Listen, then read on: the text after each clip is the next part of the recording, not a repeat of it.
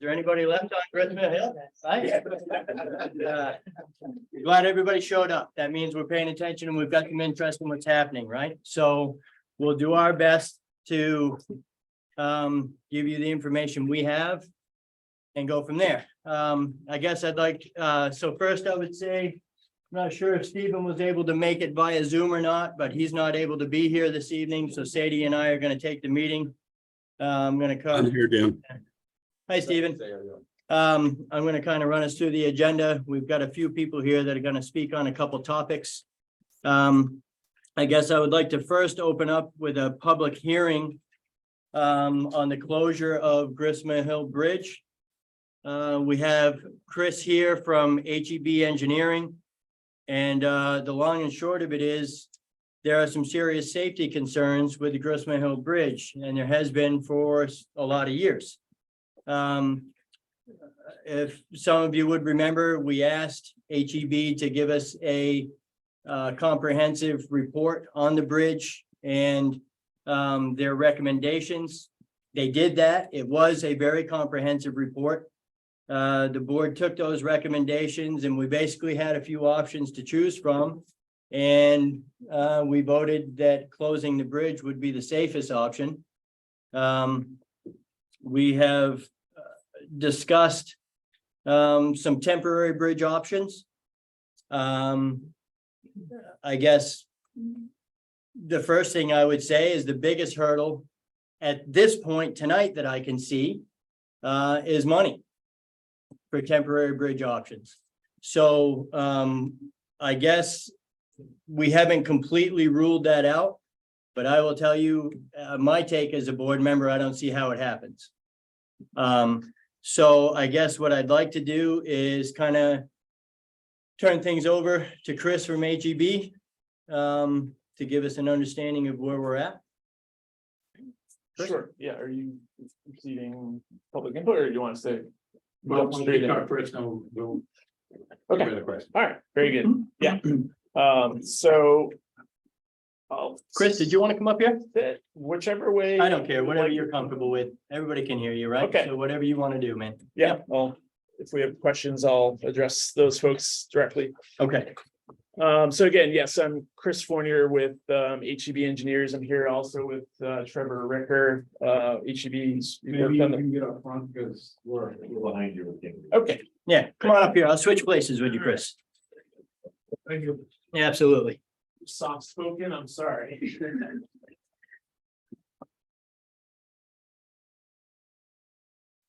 So yeah, Chris Fournier with HEB Engineers. I've been working with the town since 2006 on all the bridges that we've talked about. It's been a long time. River Road Bridge, I think, was the first one we had worked on, along with Goose Pond Road and so on and so forth. And we've, worked with the town on the village flooding, seeking funding opportunities for that issue. And seems like it's starting to piecemeal together piece by piece with all different funding sources. And we're, that's still a lengthy pursuit to really mitigate that flooding issue. So we're happy to be here to talk about the Gristmill Hill Road Bridge and actually, moving it forward. It's been talked about for some time. So yes, we had that call that something was wrong with the bridge, came out, did issue that report to the town. And town chose to close the bridge as what they chose as the best option for that. Now, in concert with that, and really totally unrelated to the event of that closure, this project received a significant investment through the bipartisan infrastructure law of 100% construction funding for this project that we're talking about today. And that really necessitates this need for this public meeting and basically just receiving input. So I'm going to go through this and we'll tie it back to the bridge as well, or the closure as well. So yeah, like I said, we're here to provide just a general understanding of the bridge and where it's at today. But primarily, we're here to receive public input on your thoughts of what should be done at that site. New Hampshire Department of Transportation and the Federal Highway Administration are primarily funding this project. And the town does have a portion of that funding requirement, but a small portion. And the town is in full control. They're managing the project. So it's the town is able to makes decisions on the project each step of the way. The state and the federal government is just providing the funding. Tonight's meeting is, just the first step in that regulated process. So they provide the funding and there's a framework of the steps that need to be followed. And this is the first step in that process. We have a lot of acronyms in our industry, so just want to outlay that for you as we run through the slides. State Bridge Aid is where the state that New Hampshire funding is coming through from New Hampshire Department of Transportation. That is a program that is funded by the state gas tax, and that's how that program is funded. And local public agency, in this process, the town of Canaan is considered the local public agency. They are managing the project. So just want to discuss, you're all aware of where this bridge is. That's good. But a little more in depth on this, we do have the Route 4 corridor here. Bridge is in very close proximity to Route 4. We have the existing mill structure down below the bridge, Indian River flowing towards the infield direction. Northern Rail Trail crosses underneath Gristmill Hill Road, just south of the bridge. And yeah, the existing bridge. And this is recent aerial drone footage from our work on site. I believe the steel plate was in place at that time, so you can see that there. So this is very fresh.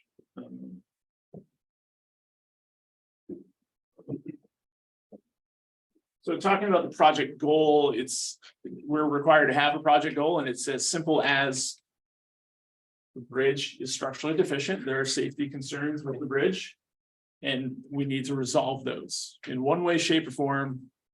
That is the goal of the project. It's not anything more specific than that. That is the goal of the project.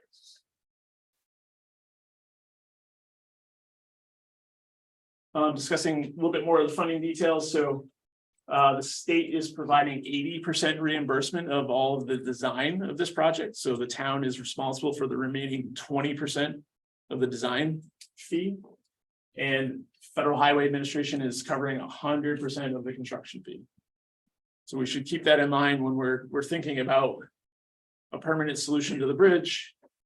The town does not have a financial stake in that.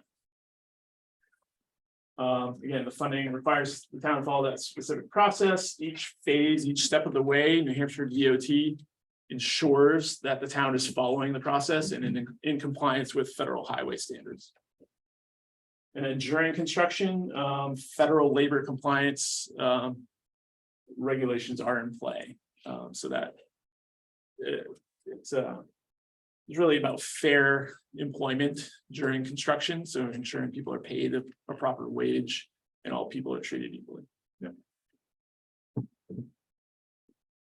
So talking about the proposed project schedule as it was outlaid at the beginning of the grant time. So the project agreement, the agreement between the town and the state was executed this summer.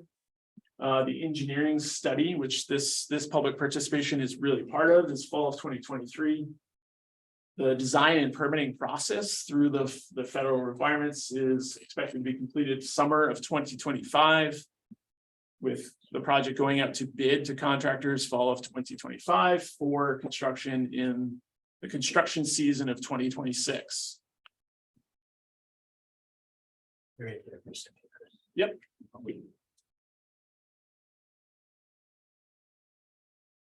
Thank you. Yeah. And just to spur public input a little bit further, we're just going to review the existing conditions. We definitely have, interesting curvature of the road at the bridge, and the bridge is quite narrow, 18 feet. And over the years that I guess the 15 years I've been working for the town, definitely seen that guardrail right here impacted many times. And repaired many times. So there's something happening at that intersection, certainly. Existing conditions, not many folks probably get a chance to go under this bridge, but it does look the deck, the concrete deck of the bridge. We see basically calcium coming through. The concrete is in very poor condition. These plywood pieces are from previous repairs performed by the town on the concrete deck. So the town has addressed previous issues with the bridge and has done what it can through the years to keep the bridge going. Our terminology, we call these concrete abutments. So those are what the bridge is founded on, and those are anchored directly to bedrock in this gorge-like location again. Chris, Yes. do you have any update or knowledge of what the condition of that center girder I-beam is? Yeah, that was not a primary concern when we were out there. The concrete deck is really the limiting factor. A chain is only as strong as its weakest link. Sure. Right now, the deck is the weakest link. Okay. That is the weakest link. Okay. In reviewing photos that we've taken of the bridge over from 10 years ago, Yeah. it's that's all we can say. Yeah. So that was the reason for our coming, was the hole in the concrete deck that was at that time. And right now a steel plate is over the hole, and the bridge is posted for a 3-ton load rating at our recommendation.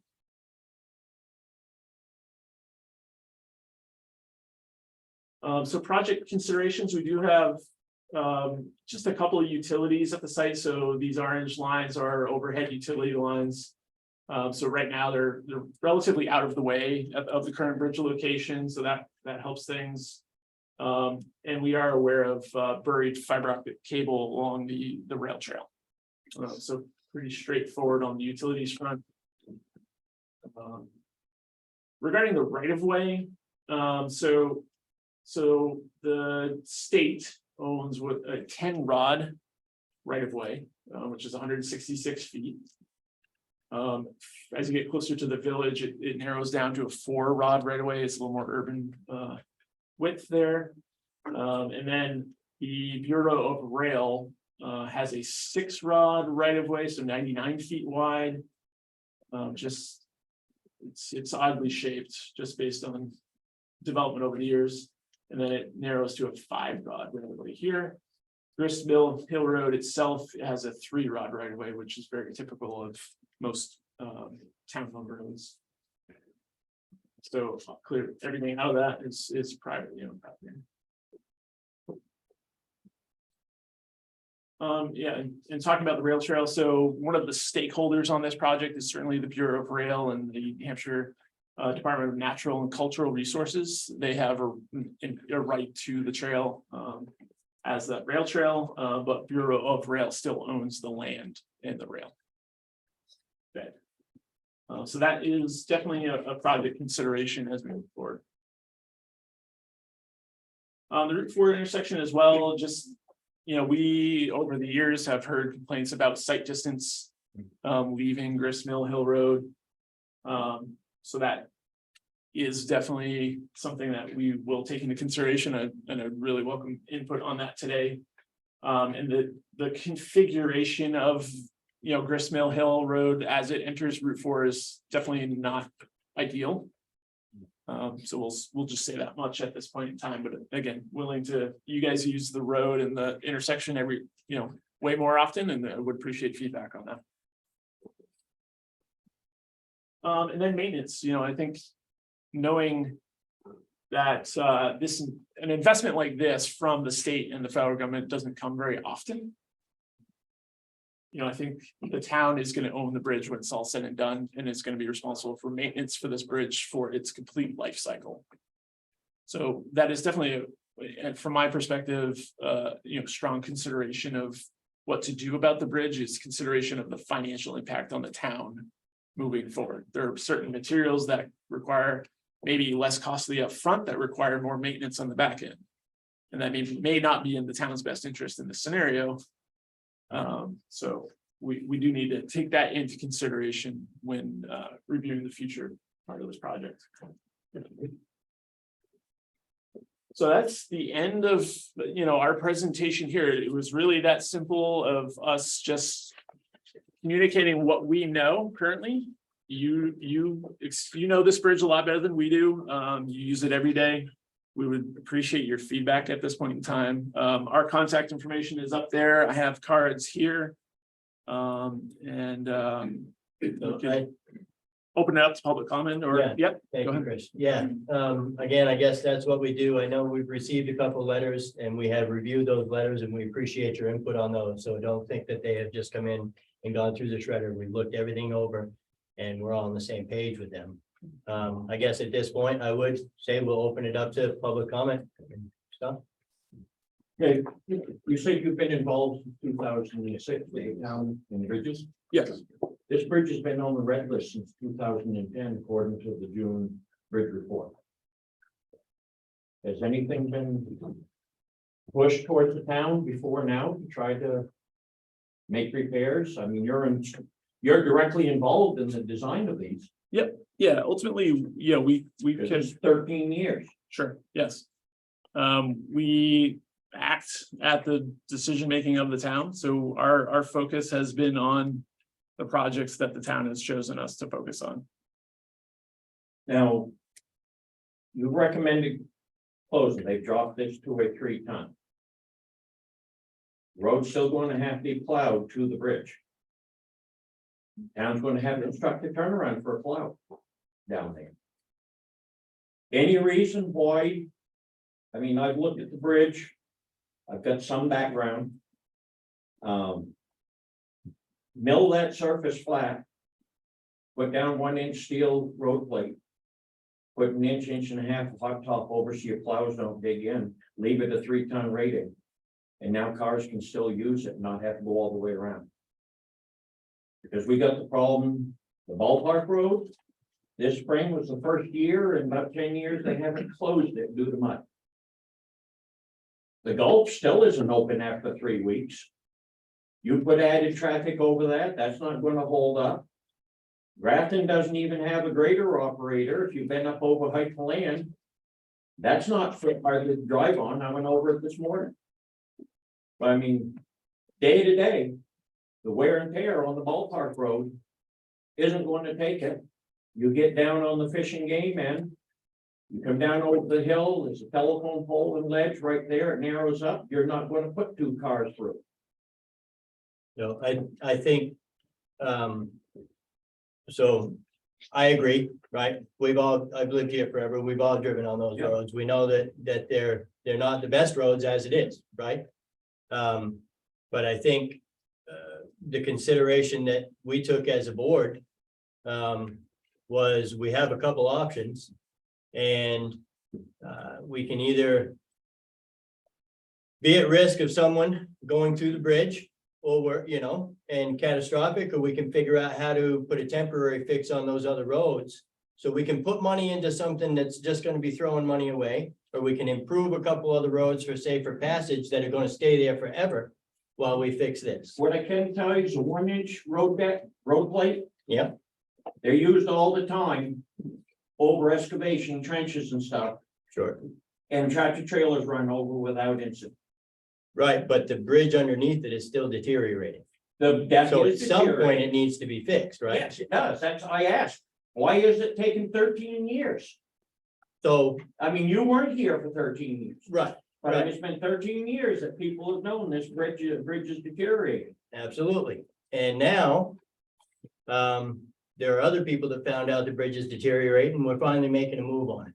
So really, I mean, put And my there is put my option. resident hat on instead of my select board hat, that's the bottom line.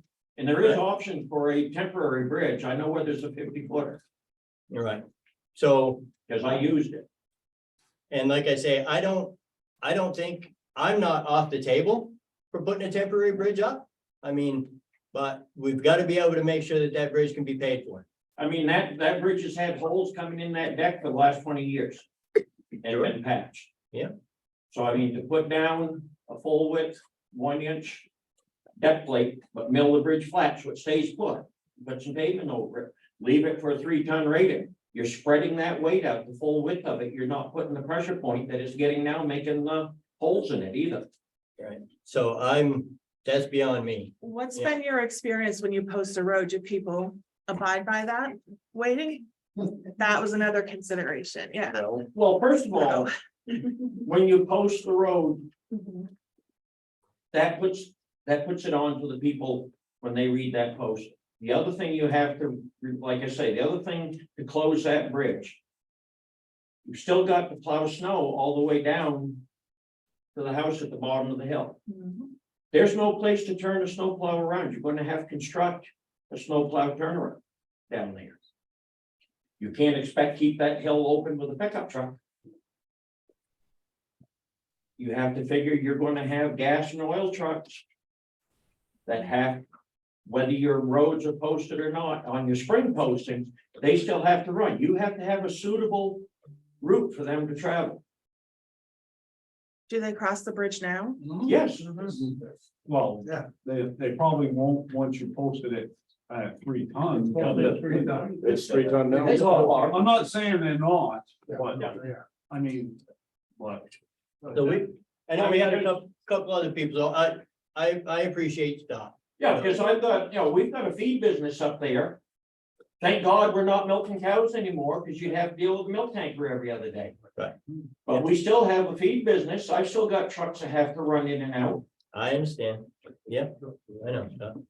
Did you have something?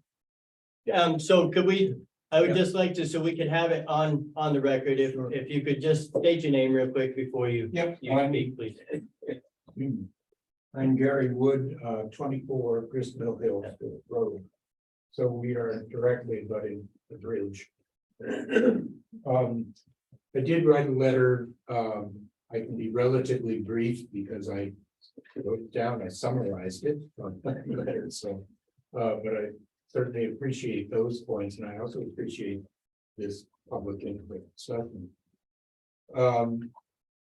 The first concern that I see is the prolonged bridge closure will be costly for all of us on Gristmill Hill. With Ballpark Road as the most viable detour, I measured the various distances that extra distances that people would have to travel. There are about 60 houses from the bridge to Ballpark Road, including the homes on South Road up to the Gulf. And of course, there are more houses up above Ballpark Road, Upper Grafton Road. No matter where we live, everyone who may be headed toward Lebanon will increase their travel a minimum of 0.7 miles or a 1.4 mile round trip. Those of us who live closer to the bridge will add about 3.5 miles or 7 miles round trip. The latest US Department of Energy estimate for driving any vehicle is 58 cents a mile. If we use a conservative number of 6 round trips for any household in a week, anyone at or above Ballpark Road will have an extra driving expense of more than $250 a year. For those of us who are closer to the bridge, the extra driving expense will be over $1,200 a year. Any additional trips would add to those costs. So I'm really talking about minimum travel. Now, the driving expense is something that's measurable, and it's a significant cost for the homeowners and commuters. However, real estate values and insurance premiums are just a couple of the ancillary costs that may be difficult to assess, but any prolonged bridge closure could have a real impact.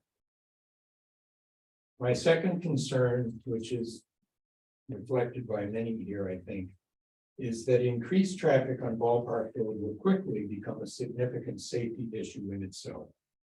South Road, Height of Land, and Spec Pond Road are not viable options. Ballpark Road, no matter how much extra attention that the road crew can give, will still be difficult to navigate in the winter and spring, especially with two-wheel drive vehicles. If one or more vehicles get stuck, and if simultaneously there was an emergency call from the Gristmill Hill area, responders would be seriously compromised. So in short, I probably share with Scott and anyone else here that we have a difficult situation. However, I think that if we can avoid any sort of entrenched positions on what to do and when and how, and keep our energies focused on a temporary or an expedited remedy, to relieve the Gristmill Hill residents and the town of some new safety issues and the additional financial burdens that we would incur. That's what I have. It's also in writing in the letter. Thank you. Thank Bill you. had something to. Bill Billions, I live at 239 Gristmill Hill. Speaking to the safety aspect of it, 2 nights a week. I go out and I cover the ambulance, Mark's on fire departments, you got 2 of us that are up there that need to be able to get out and get around. So speaking to the safety considerations of it, if we have to wait till 2026, that's 3 winters, 3 mud seasons, never mind the storm impacts, we've been lucky. It's at everybody else but us. So the thing you need to keep in mind too, that if the downtown floods, Ballpark, according to the emergency operation plan, is the primary east-west route along with South Road. South Road now is completely cut up. I mean, I looked at it today, some of those ruts are 4 foot deep. I'm sure you have looked at it. So we have lost at the moment, with the bridge open, we've lost our primary evacuation route at the moment. So Ballpark is going to need to be upgraded and maintained, and I realize that's difficult with South Road also. So those are very strong considerations, and as Gary said, and some other people have said, you can't count on Height of the Land Road and going all the way up around that, if they don't have the people in place. So if we are shut for 3 years, we are gonna end up spending quite a bit of money keeping South Road and Ballpark up and going. Man, Mark Wilson, sorry, man, go ahead. 18 Gristmill Hill Road. Yeah, you caught me as soon as I said it. Yeah. It's all right. Not the first All right. time you've heard it. So one of my suggestions would be, when you come down over Gristmill, when they replace the bridge, I would assume that they would make the bridge go straight across, have sight difference in both directions. That's how the state originally planned that back in, I believe, the late 70s, early 80s, when they did the other bridge down on Route 4, just down from there. And they were gonna rebuild that bridge, and the town didn't want to do it. And this bridge has been an issue ever since. One of the problems I see is, like Scott was saying, you're gonna have to plow down to get the people at the bottom of Gristmill Hill out.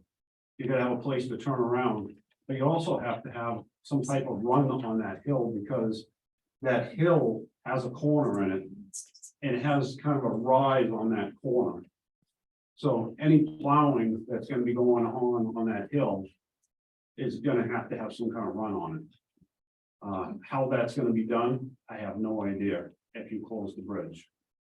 Are you gonna stop coming down over the nice one? Well, that too. But that's, It's the barrier. yeah. So anyways, and then one of the problems with, Bill was just talking about that emergency plan, you know, like Ballpark Road. That would be, you know, a problem, but if downtown floods, I'm assuming the Gulf is gonna be as bad as it is now, if not worse. So emergency plan that way is not exactly the greatest plan.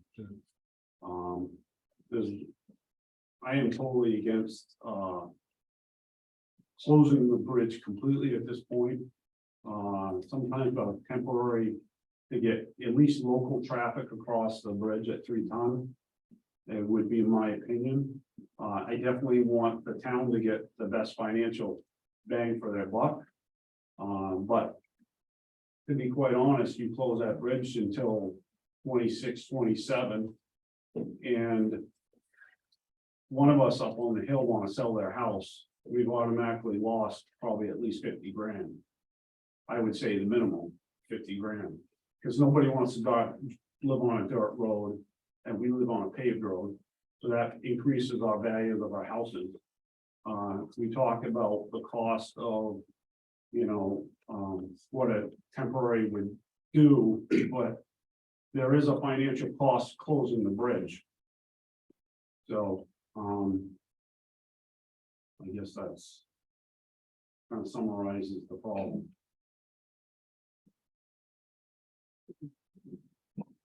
My name's Judith Kushner, 24 Gristmill Hill Road.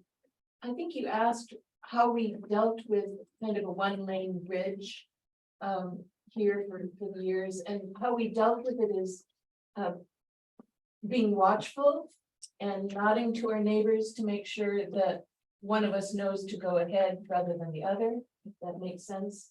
I mean, there's been sort of a neighborly, okay, we're pulling to the side so you can come by, etc. That's how we felt with it. I just wanted to say that it was kind of neighborly. Yeah, yep, my commute is across a 3-ton load rated covered bridge. Yeah. To work and from work, so, Right. understood. So I think the purpose for me anyway, and I think the purpose as a whole for this evening, I got you, but just a second. The purpose for this evening is to get the feedback. We're up here scratching notes. Chris is doing the same. Jack's doing the same. We're all gonna sit back down. We're gonna make sense of what we hear tonight, and we're gonna weigh out our options again. So I know this gentleman in the back. Excuse me, Dan Bracken, 13 Gristmill. You said you felt the money is better spent on the dirt roads, fixing them up versus the bridge, correct? No, I didn't say it might be better spent. I said it's gonna have to be spent. Okay, So, yeah, so there hasn't been an analysis done yet on what would need to be done on the roads versus the bridge. not that I know of. No, So a temporary bridge definitely still on the table. like I said, I'm not opposed to a temporary bridge, but somebody's gonna show me where the money's coming from. So, and right now, I've asked, Well, the money has to go to one of the other, right? Well, some money has to go to one or the other, but one of them could be ridiculously less and have ridiculously long-term effects. So in my mind, and let's just scenario, right? I don't know, and I'm not saying this is the case, but if let's take Ballpark Road, for example, it takes X amount of money to fix that road, so where it's suitable. And then, of course, there's the maintenance that goes with it and all the above. I understand that.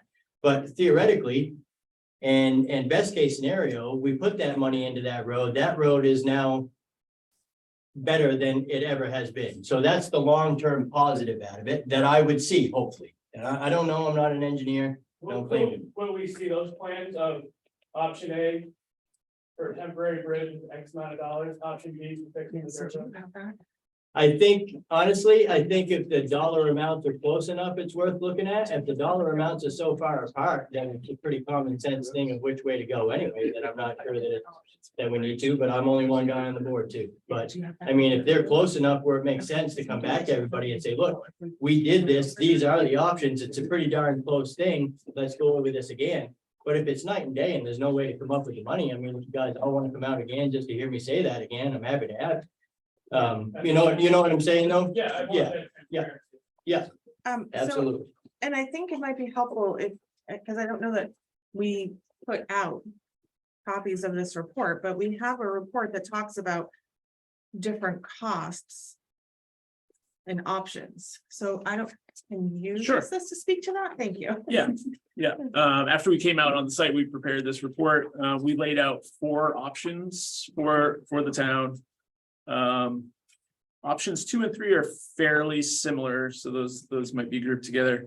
Option 1 was, a temporary repair. That was more or less that temporary bridge discussion. we focus primarily on repairing the deck. You know, good, better than previous repairs, but, and not as much as we would for a bridge that was gonna live along a lot longer. But some basically bare minimum to get us 5 years of lifespan, to make sure we make it to that real project, you know, the replacement project.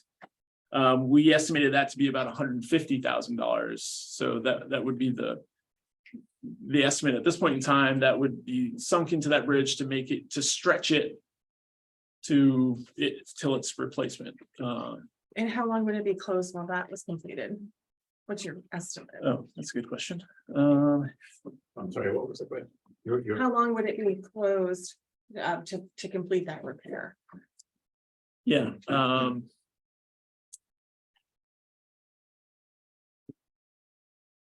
it will be a challenge to find a contractor to do this work.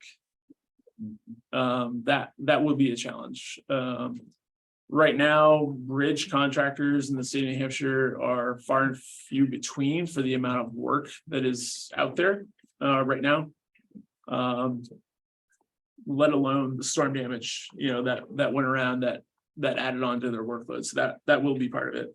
The closure time, you know, I think if we got a good contractor in there, a month, you know, could be achievable there. Okay, thank you. So that was option 1 that we laid out for the town. Options 2 and 3 were methods to keep the bridge going at a 3-ton load rating. And they were basically, as you said, steel plates. Just to mitigate the deck issue, because that's our weakest link. Steel plates would do that. And just see how long that lasts, right? That's not a guaranteed option to get us all the way to, you know, the replacement time frame that we're talking I put about. one in a road after Irene. Yep. Still waiting because of COVID. FEMA mitigation. Yeah. Stood still. Yep. That is still in that road. Still performing just fine. Yeah, I guess it's the other components of the bridge that are getting worse that could rear its head before we get there, but yes. Not a guarantee, but yes.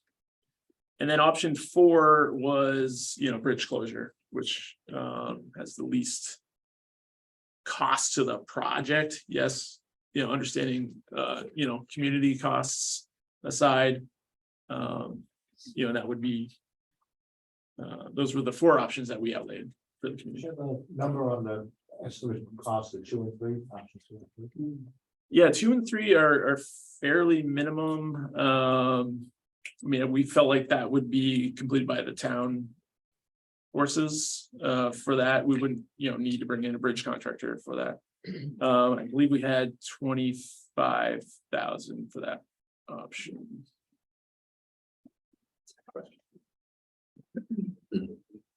Yeah, do you have any concerns about, because I don't know how many plates we're talking about, what the gross weight is, what the weight of a 2-inch asphalt overlay is?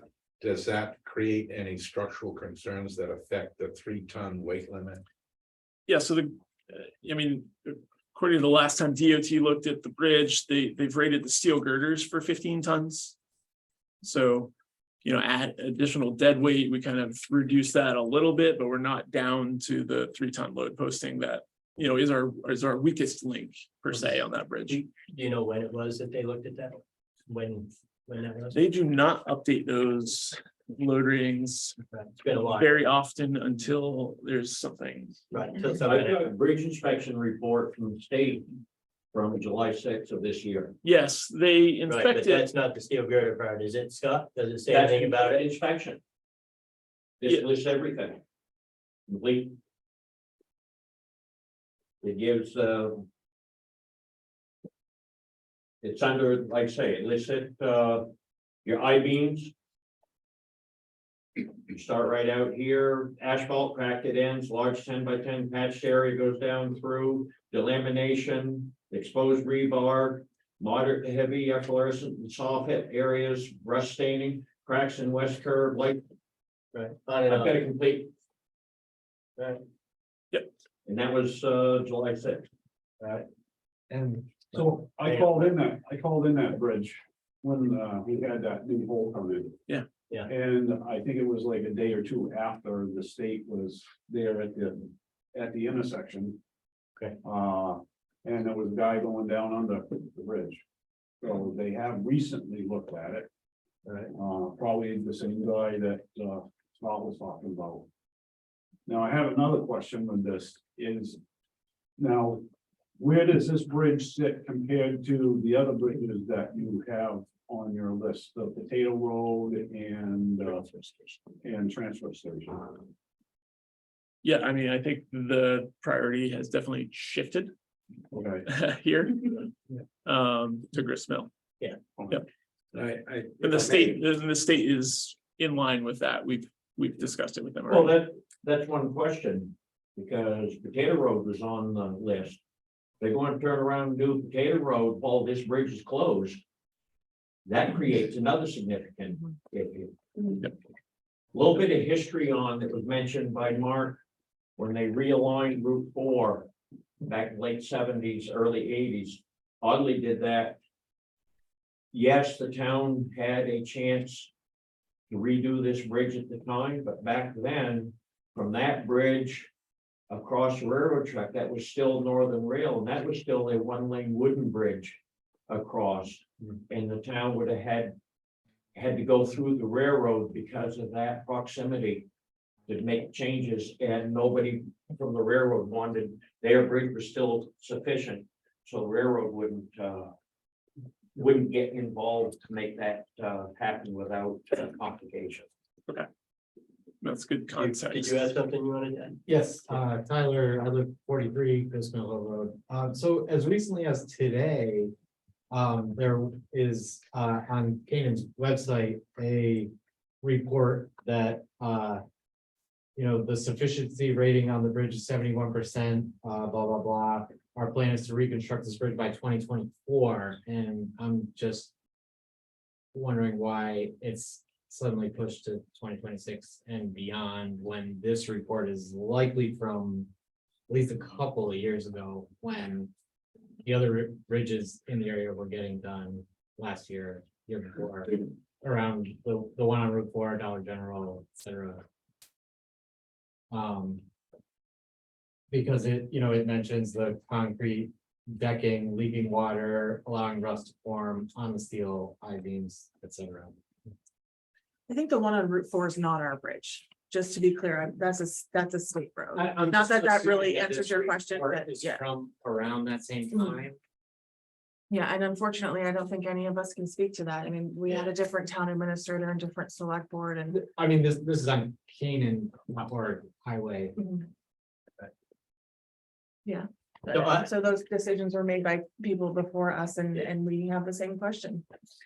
Yeah, Yeah, so that's what I was gonna say. I'll answer it the best I can, instead I asked the same question. and then if I can just add at the end of this report, so just to give a little more perspective on how we came to our decision. The report on the condition of the bridge says option 1 and 4, which is to put in the temporary bridge at 150,000 or to close it. Provide the most certainty and are recommended. Option 2 and 3 do very little and may result in closure prior to the permanent rehabilitation and replacement. Right. So looking at that and trusting a structural engineer, that's kind of where we were at when we made our decision. That's what I based my decision on. Hey, Chris, Stephen Freeze. Just another question. Is there any concern if we do a temporary and go that route of us losing the funding of doing a full replacement? Because we get out of the rotation and we push the quality of that bridge out 5-6 years where we lose out on that 100% funding of a replacement. No. Okay. We have approached DOT with the town, and they have determined they're not going to participate in funding of a temporary repair. So. Yeah, but what Steve, I think, is asking is if we decided to go that route, does that mean that we get bumped back on the schedule and we don't get that funding for the replacement bridge? No. The new structure? No. So if we decided, let's just say somehow we figured out how to put in a temp. The state is still gonna be there with that money to put us in a new bridge. Yes, they know it is a temporary bridge. Okay. Yeah. So, Yeah, I just have one question again on financing stuff. On option 4, when does the town have to come up with money and how much do we have to come up with? Option 4 was to close the bridge. No. Reimbursement. Yeah, but didn't we have to pay some of the engineering costs? That's why? 20% on that engineering. Right, so what's that gonna cost? Oh, you mean when we ultimately Right. complete the, yeah, When we have to lay out the bill, I'm just thinking planning. Sure, when is that 20, when is our skin in the game due? Sure. So, state bridge aid program is covering the engineering portion. They reimburse when the engineering is done. Okay, So we would, so our 20% would be at that point in time. No, you have to pay all of the invoices and then get reimbursed. oh, so yeah, we pay all of it and then they give us the money back. Yeah, so you have to float the We cash. get 80% back. Correct, Yeah, And So how this- much is the engineering gonna cost, that's not been identified yet. roughly? Wild ballpark. 200 some odd thousand, yeah. That's enough. That's 250, I'm sure of it. There isn't much they engineer for less than that, so. It's okay. Mark, When is this bridge going to close if you're gonna close it? we don't know. We don't know. So honestly, when I first voted to close the bridge. I was, and I know this isn't gonna be the most popular thing, but if nothing else, I'm honest to a fault. I told you it wouldn't bother me if we closed it the next day. And I knew that wasn't a reality, but I was letting everybody know that I'm on board with it as soon as we can. Then we started going through the process. We got with the state, we got into the weeds and we realized that that's not how the process works, which I'm fine with. It's a better process, quite frankly, than just 3 people sitting here saying, well, we're gonna close your bridge. Done. Right? So I'm on board and this is a learning curve for me too. But as far as a date when that bridge is gonna be closed, I haven't been able to find that out either. It's just as soon as we get through all of these processes. I can chime in. Okay, So once the decision was made to close the bridge, we coordinate with DOT district and the Bureau of Traffic. So we have been developing a detour signage plan and closure signage. To properly and legally close that. So we just completed that today and that'll be submitted to the district and Bureau of Traffic. so do you have an idea of when it would be closed? Once we get their feedback, it's as soon as you can order signs and install them. Yep. and then there was a time that- period after the So that public leaves us hearing. our no option for a temporary? Does that leave us no option once you get the signage up and the state all approved, then what happens with a temporary at that point? No, I mean, if the town decided to come back and reopen the bridge, you just undo the sign package. Yeah.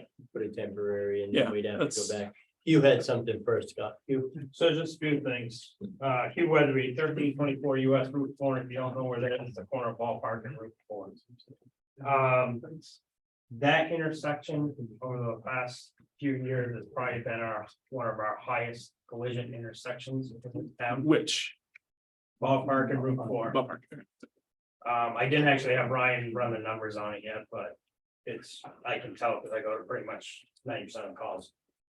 The other thing I was told yesterday or the day before, that it's a good thing to watch and see how that's gonna go is that is the detour route for the parade coming up this weekend. So it might be a little interesting. down over Chris Mill Hill. Ballpark down over there. Is what I was told from the TV. That's what it's been every year. Year. So make it even more interesting this year. Third thing is, and I know this is a communication meeting and stuff like this. I'm glad Sadie dug that report out. I knew it was just because of what I do in the town and the other aspects. I knew I'd seen that report had been presented to me as a chief of the fire department. I would really like to see some more transparency come forth to these voters if that stuff gets released out there before, so we don't have to waste as much time really reading this thing out to the people that are here tonight. That is public information that really it should be. kind It of was put reviewed out. in our meeting on July 5th and he's here to present. I believe, was it July 5th that you were here? You were here at one meeting. It was all reviewed in our select board meeting on July 5th. But put out so that people can actually read it. set through it, because between the time you miss the selectmen's meeting and that time. And then the whole agenda process of this is played into that. What do you mean? To have the meeting, to have the proposed public meeting on this. What do you What mean, the we're whole doing right time now. process? This process has started since that last selectmen's I see. meeting. So you missed your selectmen's meeting because it was canceled. And now the agenda has put that out. So you're looking at a month basically in there. For some stuff. There's a time frame after a public hearing before that we have to wait too. So although it was pushed out further, we have to have this public hearing and then how long, Jack? Isn't there a process? You emailed us? Public hearing. Because initially we were going to close it prior to even the next select board meeting. And then Jack contacted the state and they said, no, you need to have a public hearing and then What's the date on that report? You could refresh it, because I don't have it. with me. June 28th. So we're looking at a short one. Huh? We're looking at a short one. Yeah. She's had her hand up. Question, Judith, again. I know funding is hard to get, emergency funding is hard to get, but it sure would be good to see whether there's any way we can get some emergency funding, possibly for a temporary bridge, while this new bridge is being designed and built. Yeah. I mean, yeah, it's one thing to know that the bridge is going to be closed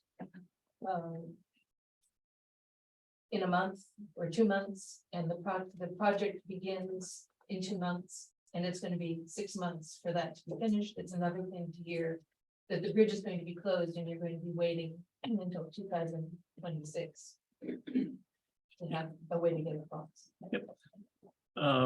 Yeah, in my experience, DOT has participated in the reimbursement for temporary bridges. They have chosen not to in this situation. Because Can you go back on that? Yeah, it's Because applied for it. Has been dragged out right there. Can you go back and say, well, this is our town is interested in if re-looking at this option? I don't mean that in a bad way. no, I Congressperson? trying to I know. yes, say that in an appropriate way. Oh, no, I'm just asking. I don't mean that in a mean way. The town Have can, some experience, John. Yeah. There's no rhyme or reason how the state comes up with that, decision. have you worked in Enfield? Is that, With that, do you work in Enfield? 22 years. Okay, yeah, I guess the town based on what you've been talking Yes. about so far. And we've got a young lady in the back. Listen, Sumner, 59 Gressman Middle Road, and I appreciate the police department greatly, and that we are actually leaning on them right now. We have a foster child whose father is threatening to kill us. So being that close to the police department means a lot to us on paved road. I also have 2 directions to get out and bug out. And we have bug out plans and hiding plans, and some people on Gristmill know that we have a problem there right now. And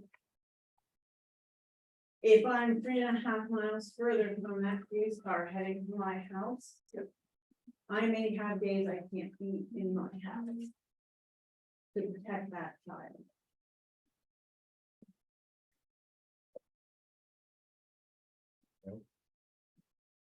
No, I appreciate it too, and look, it's not an easy situation. We're trying to figure out the best for everybody. Scott, Just in reference.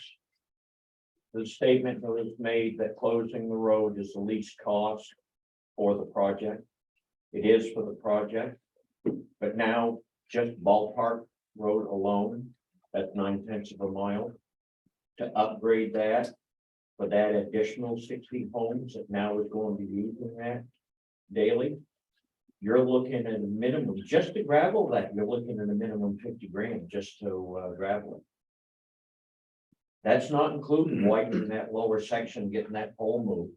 I don't know whose pole that is, if it's Liberty's or Well, you know how fast, Phone company. you know how fast they work. That's not gonna happen. Right?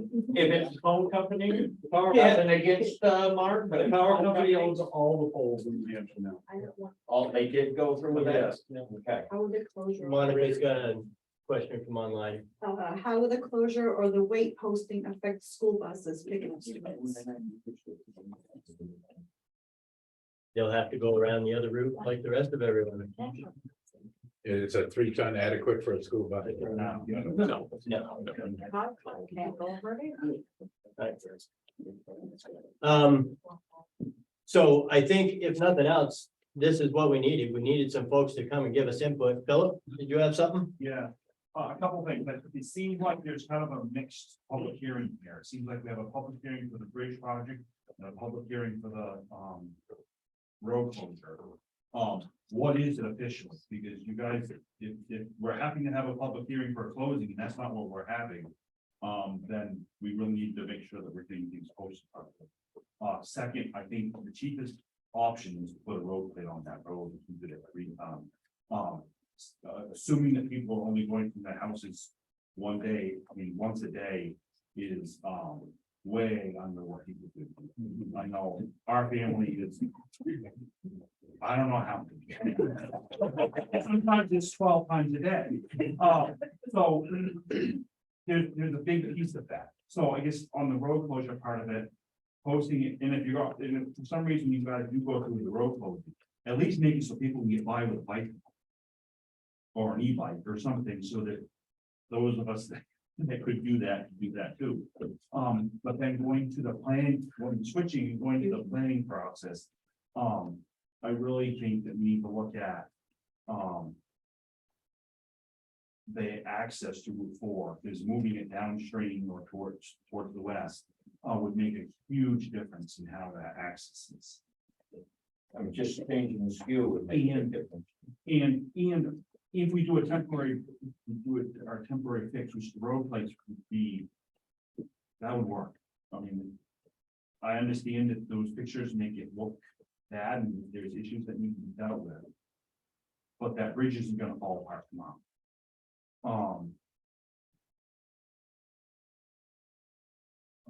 If it does, If you have, when you close it, if you have on the road, it's not gonna cost that much for a road like.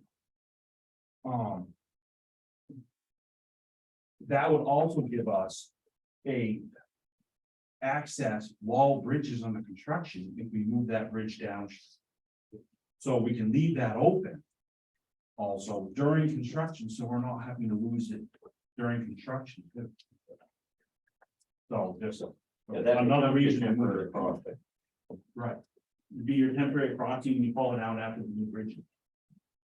So there's significant benefits to doing it, and then same thing. To upgrade Ballpark Road, it's gonna cost the town way more than $50,000. I'm saying just to gravel it. That's for the gravel. Yeah. That's not time away from other jobs being. Chris. Who is responsible for deciding where the new bridge goes, how it gets built? The town. So, This year. Ballpark Road. Is it an option? Because honestly, Philip just said something in a roundabout way that I've been a thought process of mine. So is it an option? If the engineering and everyone involved, the feed the funnel, right, said that, yeah, you could move the bridge, is it an option with the state to build a bridge beside that? Do a temporary fix on this so people can still pass over it? But even still, that bridge doesn't start getting built until like 2026, right?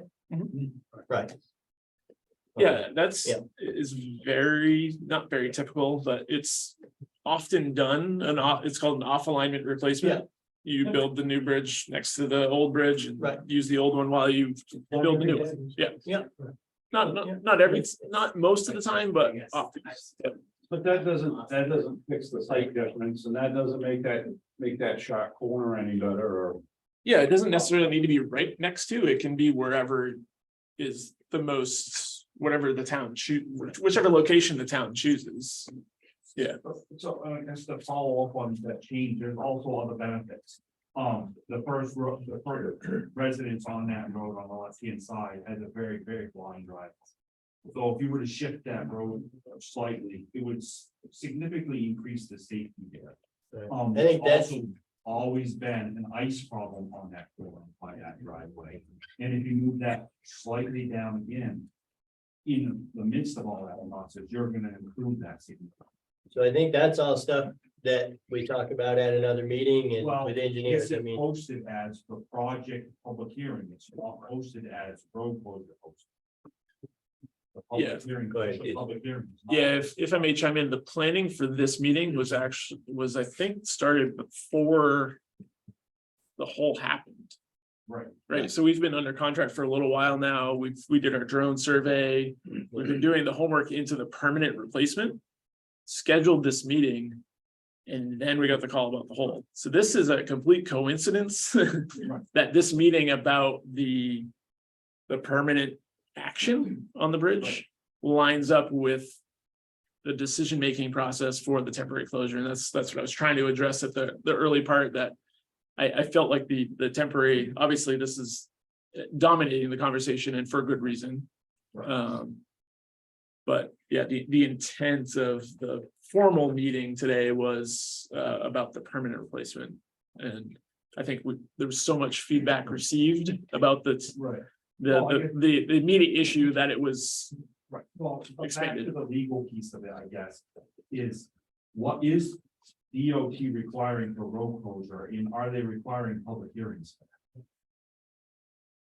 No. This is a town-owned bridge. Correct. It's town's The responsibility. town is Requiring a certain, but the state requiring a certain procedure. The DOT has to approve the plans to close grist mill if that decision stands. Right, Because of the impact on Route 4 and the right of way of DOT. So all they have to do is approve the signage and the detours and that sort of thing, because okay, I just want to make Grist sure mill- they weren't requiring a public hearing. no. They just only care about, you can't close until we've taken a look at it to make sure that the detours, the signage, the impact, the pull-offs, the space available on Route 4, where the barriers are gonna be. They just need to coordinate that with the state, with DOT. We've got a gentleman in the back that's been awful patient. Thank you. Yeah. Jason Nelson, my wife and I operate Independence Acres, 311 Grist Mill. Mhm. Is there a plan in place to address the South Road issue, so they have another bypass with this developed and all that stuff? So I know that the road agent, the fire chief, our finance director. There were a few people that met with the representatives from FEMA and toured the area, and they're putting a game plan together as we speak. So yes, there is. It's coming. Yeah, currently right now, my option is to either go over Heights and Land Road with my hay equipment. Right. Or down Ballpark and out Route 4 to Potato Road. Right. And expose the public to now my equipment. Yeah. Instead of, to just kind of bypass it all. No, I was in direct communication when they were looking, and they've gone and looked it all over, and we're hoping for funding, quite frankly. Yeah, yep. Did anybody else have anything on the immediate reason for the hearing? I just Bill? wanted to address the 3-ton thing. Yeah. If somebody goes over that bridge and they're over 3 tons, they're liable for it. So the town's not gonna be liable for letting somebody go over the bridge because they were over the limit. They're over the limit, then that's on them. Right, I understand I think that. you have to look at it like somebody's speeding, if the posted sign's 30 and you're doing 60, get a ticket, that's on you. Not the town. Sure. Smooth. And, you know, I understand that, but I'll tell you, one of the things that I keep thinking of, and maybe I'm reading too much into it. But let's just say somebody goes over it with a vehicle that's heavier than it should be, and the bridge doesn't fall through, but it blows it apart, so 3 cars later it does fall through. Then we are on the hook for it. And it's not with me personally. No, I don't want to be on the hook for it monetarily, but I don't want to have my conscience be the one where somebody gets hurt because I decided that we just leave the bridge open and do what the people for the last 13 years have done. So I found that we're a board that is trying to actually do some things and not just pass the buck. And this is part of it, is sitting here and listening to everybody and figure out how the heck to do it, because what's happened, hang on, Philip, what's happened for the last 10 years, from what I've understand, is these meetings went away and went away and went away, and we didn't have any feedback from anybody, and nothing was getting done. So if nothing else, you've got a board that's interested in trying to identify some problems and figure out how to fix it. right? But I don't want it on my head when somebody falls through that bridge. So I wouldn't just throw that back on the previous board like that. I've been here and I've been to a lot of those meetings, and it's the state that keeps pushing them back. This wasn't the town saying, we're just gonna keep pushing this down the road. It was the state bridge aid. We have the money for our bridge state aid jobs in our account to pay for this stuff. So it wasn't the town pushing this off. This was the state that kept pushing the red listed line down. So, but. And I think if we as townspeople on that road are gonna be given the option to be able to go across that road. If we start seeing trucks going down across there, we're gonna make phone call, and we're gonna make sure it's dealt with. I don't think you're gonna have to worry, one truck. The bridge is gonna handle a lot more than what 3 tons is. So if we start seeing trucks going down across there that are heavy, we're gonna say something and we're gonna make an issue of it. If it means that we get to keep the bridge open.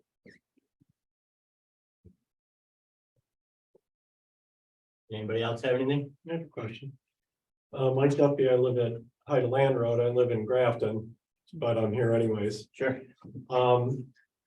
Chris, if this project, it's probably gonna be, the bridge will probably, the new bridges be located downstream to improve sight distance and get rid of the curve in the road maybe a little bit. And so this would, when you're doing a bridge job, you typically would main traffic either with a temporary bridge or use the existing bridge and then build offsets. So I don't know why keeping this thing viable wouldn't be kind of considered a part of the project. Once you're into it, that's the detour essentially around the new bridge. Yeah, it's a fair question for DOT as to why they made their decision on not. See if we get them to pay for it. Come on.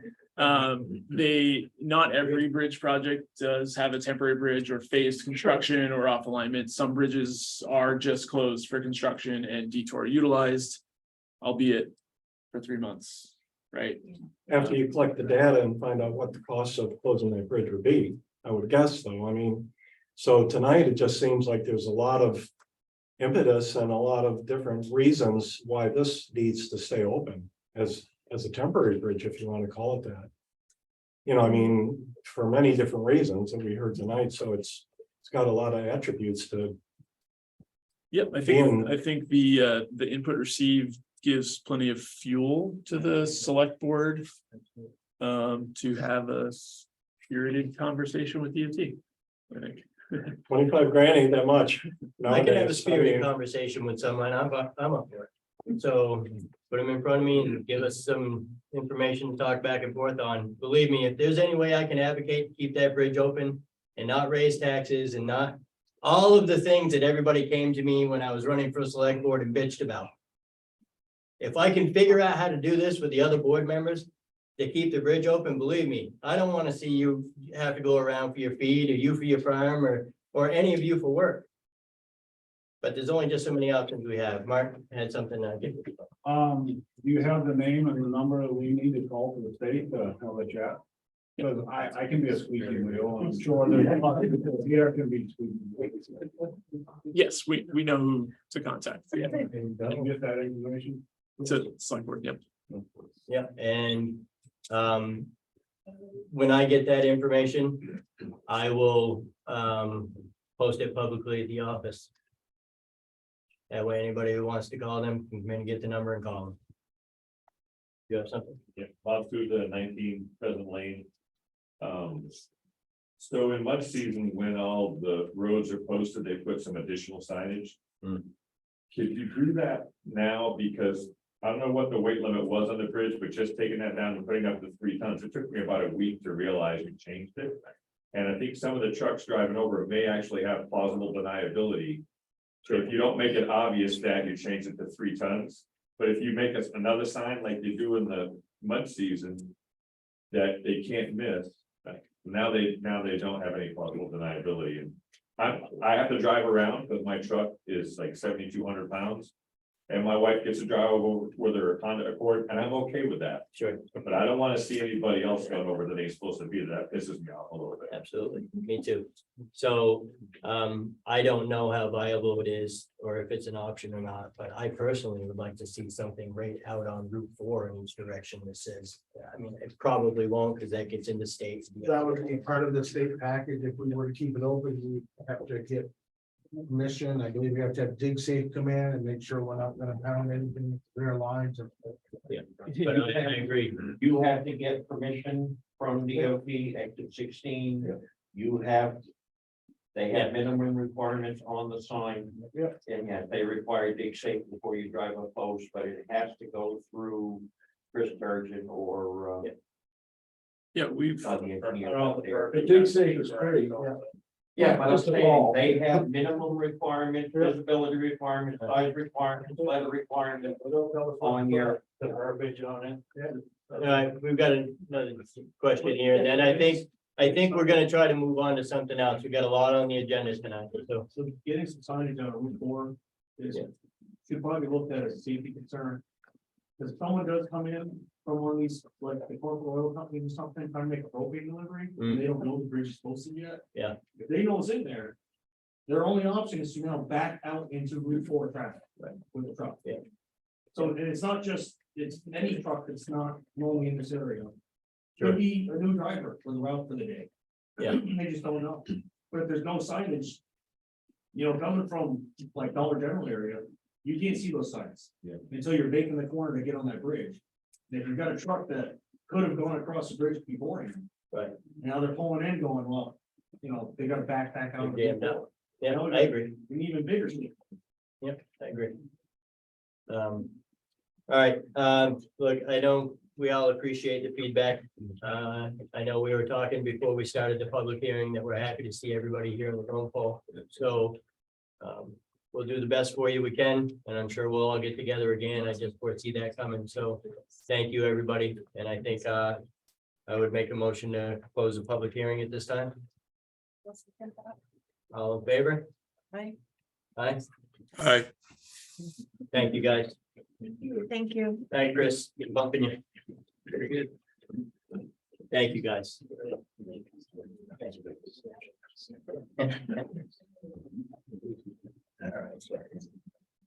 Okay.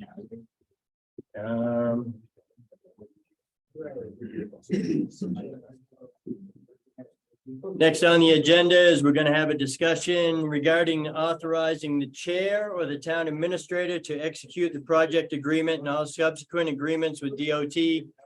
If you guys could chat when you're outside, please, so we could keep the meeting going. Thank you. We're gonna talk about authorizing the chair of the board or the town administrator to execute project agreements and all subsequent agreements with the DOT for the transfer station road bridge project. Jack, did you want to speak on that? No, that's basically what it is. I mean, Yeah. obviously you've got these three bridge projects that at some point in the next few years, we'll get teed up and ready to go.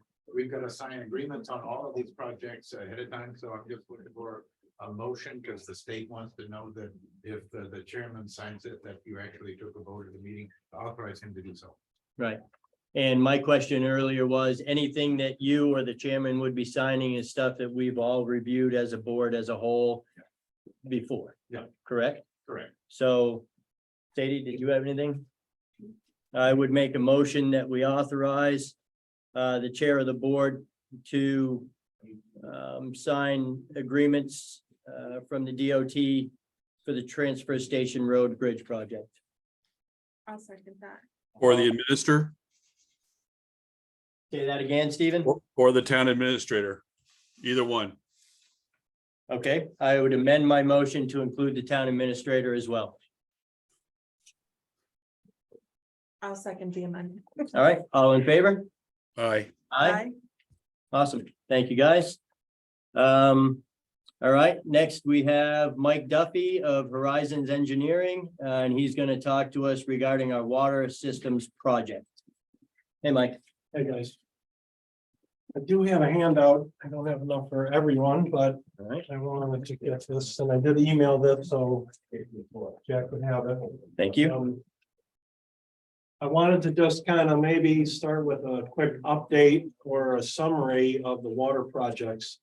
And so this handout, if you look the third page in, there's a letter that I amended that I'd written to the town back in May. Yep. Okay. And essentially what I did was in this letter, I kind of summarized what the different projects were and what the where the money was going to come from potentially. Okay.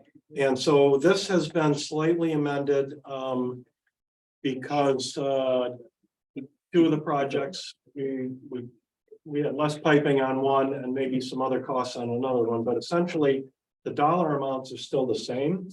Okay, And you guys essentially have 6 different projects that you'd like to try to accomplish with money coming from 1, 2, 3, 4 different sources. Okay. And so you guys can just read this, kind of get back up to date, and Jack in particular just coming in to know what the general hope is for the different projects. And then to also look at this and say, well, what money is going to pay for each of the different projects. Essentially, last year we put in the new intake in the lake. Yep. You guys had a $550,000 SRF loan, low interest loan. Okay. We have $216,000 left on that because we either overestimated it or came in at some very favorable pricing. did you say 260 or 260? 216, so you have about 216 left. Now that loan period I think it runs out, I don't know if it's the end of this year or if it extends into next year, but what's that? Next year. So you have another year to spend that money, and it's flexible in a way of how you could spend that money. You have $400,000 in an American Rescue Plan. That money can almost be spent however you want to. And so that money has been kind of allocated to some of the subtle projects that John might be able to kind of do in-house, but to use that money as a resource for. You have the community grants program money, that's 1.4 million. That's an 80% grant, 20% loan. That money would be used as we're envisioning right now for 2 things. One is to replace the old water main on Church Street here, which was never replaced when the main water project was done in town. So that's still a 100+ year-old cast iron pipe with lead joints, and you have some lead services along there as well, which is a different item. And then it would also be used for going from the filter plant to the tank with the direct line. And so in this report, you can kind of read through and just get re-familiarized with what and why and how would you pay for the different projects here. The other major project is the lead service line replacement. And that's, I don't know if we've determined if they're going to give you guys 70 or 80% grant yet, 80%. So that's another project funding source that would give you 80% grant, 20%. And that would be to replace old service lines that are actually on private property. So this is a fund that has, when there was a big uproar, I forget in Minnesota or wherever it was about the lead in the water, the government put together this program for lead service replacement. So essentially, this letter gives you just a rundown of all of the work that we're hoping to get done on both your water and sewer systems. Nice. The cover sheet here shows what is really Horizon's main focus right now. And it's going to be the Church Street pipe replacement and the replacement from the filter facility to the tank. And the second page in on that is the budgets, the opinion of costs that we put together for those 2 projects. And so the total on those is 1.6 million essentially. So you can kind of work your way back through this and see where's the money coming from these different projects and what the general probable costs are right now. So Horizons is under agreement with you guys right now to do what's called an environmental report. And we're doing it for these 2 projects that you're seeing right here. So it's that first page and the second page of the cost. We're doing that environmental on that right now, because that's what we're seeing as the next piece in the puzzle that you want to get done to solidify the rest of the funding. Where at? Where are you doing the environment? I was seeing. It's gonna be it's gonna be on Church Street, Okay, that, yeah, that piece, and so this first page here shows a little map of where those two projects are. gotcha. Okay, but, yep, So we're under agreement to be doing that, and we've been billing for that. The other items that we have are, the other projects are a little more subtle. And the way that the money is structured, it can be less formal than it has to be, using the earmark money and then using the rest of the SRF money. So the next step for Horizons really is to get into the design and permitting of these two locations. We don't have any design or permitting agreement in place yet. We did have for the intake, and that project is pretty much wrapped up. There's still a little bit we have to do with that for record drawings. But our focus is going to be on these two projects. Horizons is actually, I won't say we got ahead of ourselves, but maybe we did a little bit. I had surveyors available and also a wetlands person. So we've actually got the survey work done already from the treatment plant to the tank. okay, So that's about 5,000 feet, and we have the survey work done, and what we'd like to be able to do is start relatively soon on the design of that, and then get the rest of the survey work done for Main Street. Okay. Hey, Mike, how much of that is across private property, or do we have a right of way already established? So that's a really good question. There is, and so I do have this mapping, and I have copies of this as well, which this is kind of progress. This is what we call our progress plans. And again, I sent this along, and what you can do is look through this. And you can see that routing, it goes along Fernwood Farms Road. It goes down Canaan Street, and then it goes down Blaine Road. Now, Blaine Road ends. And there's private property between the end of Blaine Road, the right of way the town has for Blaine Road, and where the tank is. And so we are gonna have to approach that property owner. We have to do an easement with them to be able to put the pipe through that stretch. How many property owners? One property owner. Okay, Yep. And so this is a little bit similar to what we had to do for the intake, because in that case, though, we had like 5 different property owners, so we kind of had to figure out where we were. In that case, you already had rights there because you had a pipe already in that location. Right. So this would be what we'd want to do pretty soon on is figure out where we're going to go through that property. And we want to start the discussion with them on getting an easement for the pipe to go through there. Now, that area does have wetlands. If you look on this, you can see on the mapping where it shows there's a wetlands. There's a bridge already in that location, so we would very likely be doing the design as we would. And the bridge is not identified as wetlands itself, so the wetlands kind of stop if you look on that sheet. okay, And we would likely try to go through the areas that's not designated wetlands. If that didn't look feasible to do, then we would put together a permit to be able to go around that bridge or that culvert, whatever is down there. okay. So we have gotten a pretty good start on a lot of the projects, this first project anyways. And the distance on Main Street's like 1,400 feet. So there's a lot of detail in there. Also, we know along that stretch of the highway that there were a lot of old gas stations along there, and then when they did that project years ago in the 80s, that somebody said you could light a match and you could throw it in the trench and it would explode a little bit because of the gas fumes that were within the soil. So that would be something that when we're doing the design, we would take into consideration that the soils might not be great and we might have to do some environmental effort with that to maybe properly dispose of the soil. And or when they're constructing it, we would take other provisions to make sure that if we could, we would potentially look at maybe doing something where we didn't have to dig. We could use a drilling technology. Or another option is to put temporary water service into the residents there. And then to perhaps split the pipe open, the existing pipe, we would use that and put the new pipe in the same location so we didn't have to excavate. So that is something though, when we get into the design, the specific design of it, we'll be looking at what's the best way to do the construction to minimize, any environmental hazards that might be in that area. Okay. So we know the Evans, is there not the other thing, I quickly let you know that the environmental review is done through the state.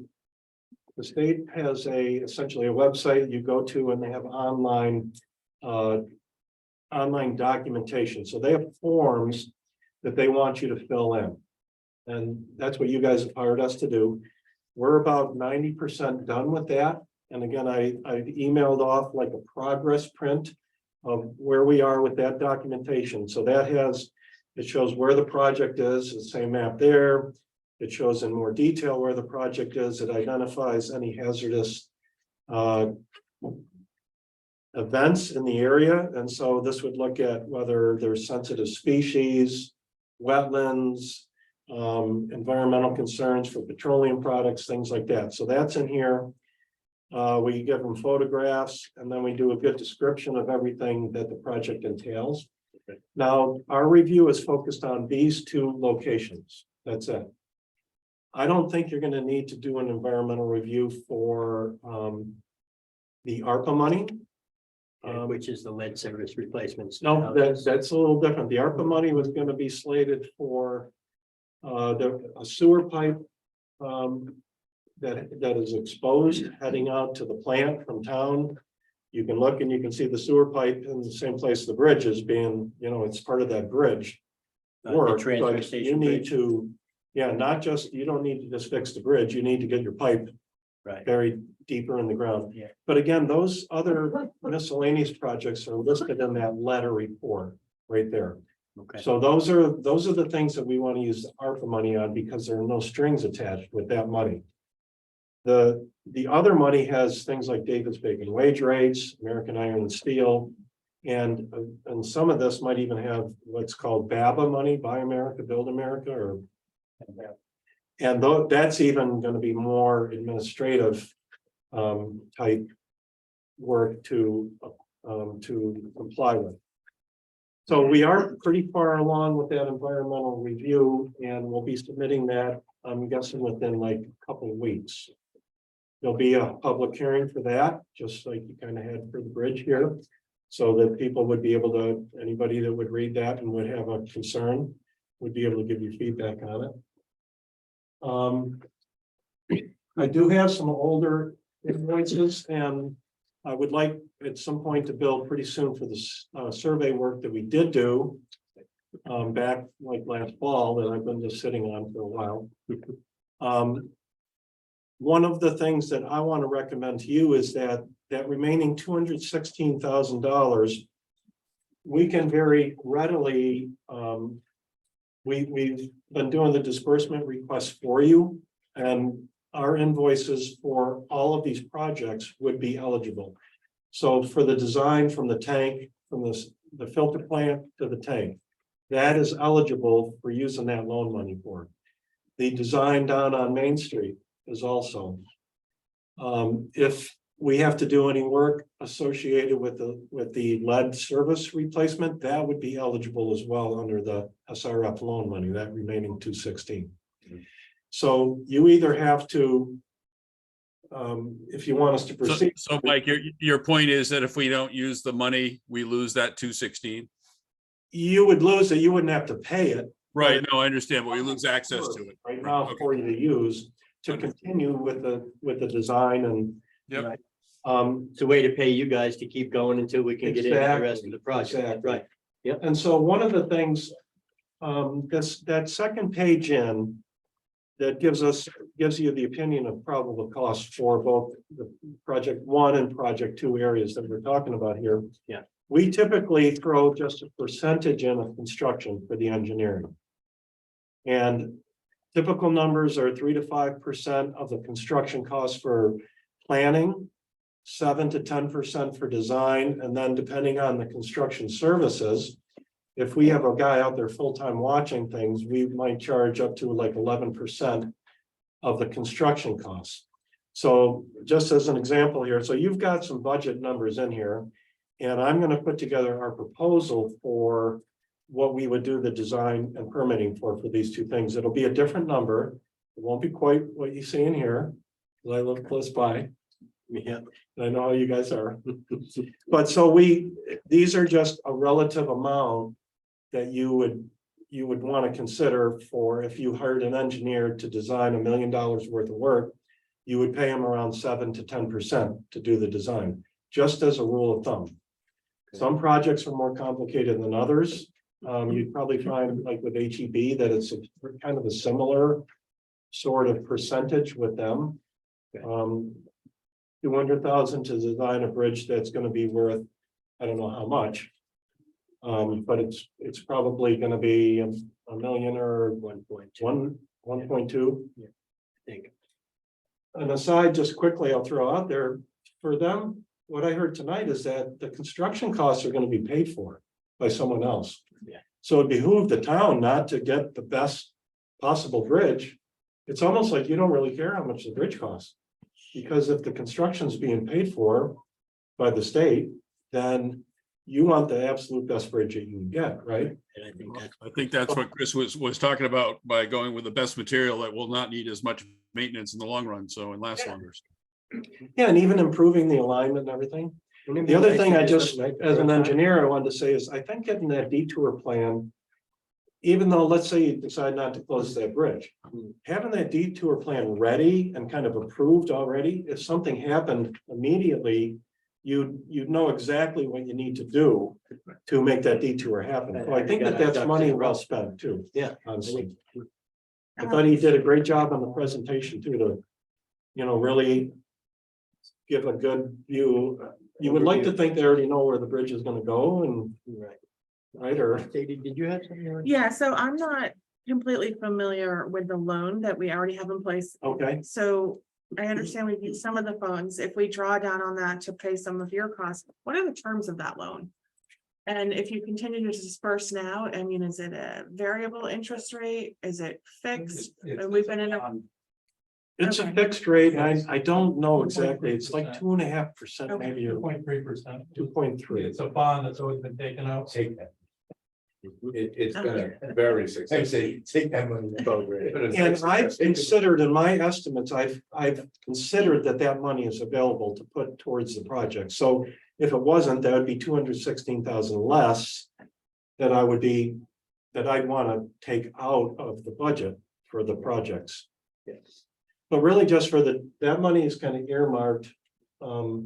Mostly, I would say that would be earmarked for going from the filter plant to the tank. That's where I think the original application to the state was for 1.1 million. Ultimately, the town took 550,000 instead of the 1.1 to do the intake piece, to replace the intake. But along that same project was to do the water main to the tank as well. And so I think that, we were maybe conservative on our estimate. Maybe we put a little more into it to say we needed 550 when it turned out to be 280 instead of the 550. So but that's kind of good. We'd like to have mistakes like that all the time. Have more money than we actually need. So again, this is mostly just orientation for all of us coming back to this because there's been some quiet time. We've got to kind of finalize some contracts with Horizon to continue this work going forward. We'll be looking for you to make a decision on continuing to access the 216,000 revolving loan fund, which has always been a good deal. It's been a profoundly popular program that the state's offered for very low interest for a community for decades. It's been fantastic. So I would certainly support utilizing the money that's available because I don't know any other people sources of money. Yeah. And I would say I appreciate the update, right? And I appreciate this, and I'm gonna go home and I'm gonna study it and read it and familiarize myself with it. I know that $216,000, that is what ended up being the sum of when we, remember, I wasn't sure of this whole process a couple of years ago or whatever, and I said, so that money can get put on other places.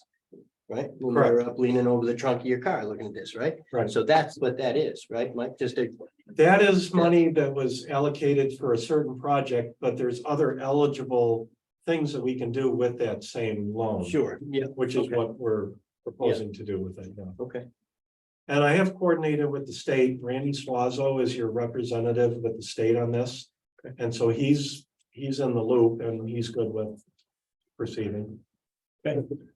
So what you guys will want to do is, I think, hopefully give Jack like authority to be able to, if I get an agreement in here, I'd like to start on it, relatively soon, at least get it in the works. And then I'd also like to be able to bill for the work that we already did, even though we don't have an agreement for it, but yet. right.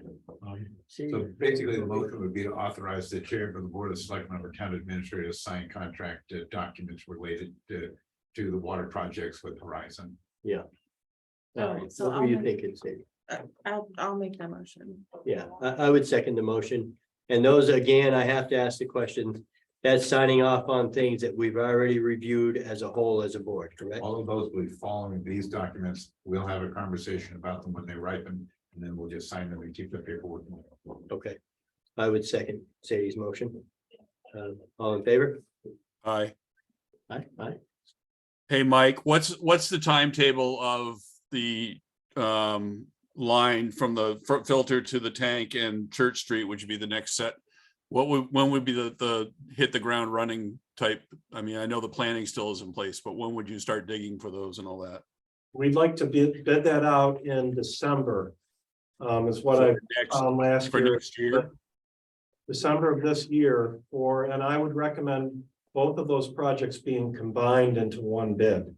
Okay, Because I think that they're similar enough types of projects and the funding is going to be from the same source. So I would do both of those projects together. And then, the lead service line project is a completely separate chunk of money. Yeah. And that would be a completely separate project to be bid. And that would be kind of the next thing as we get this piece kind of checked off.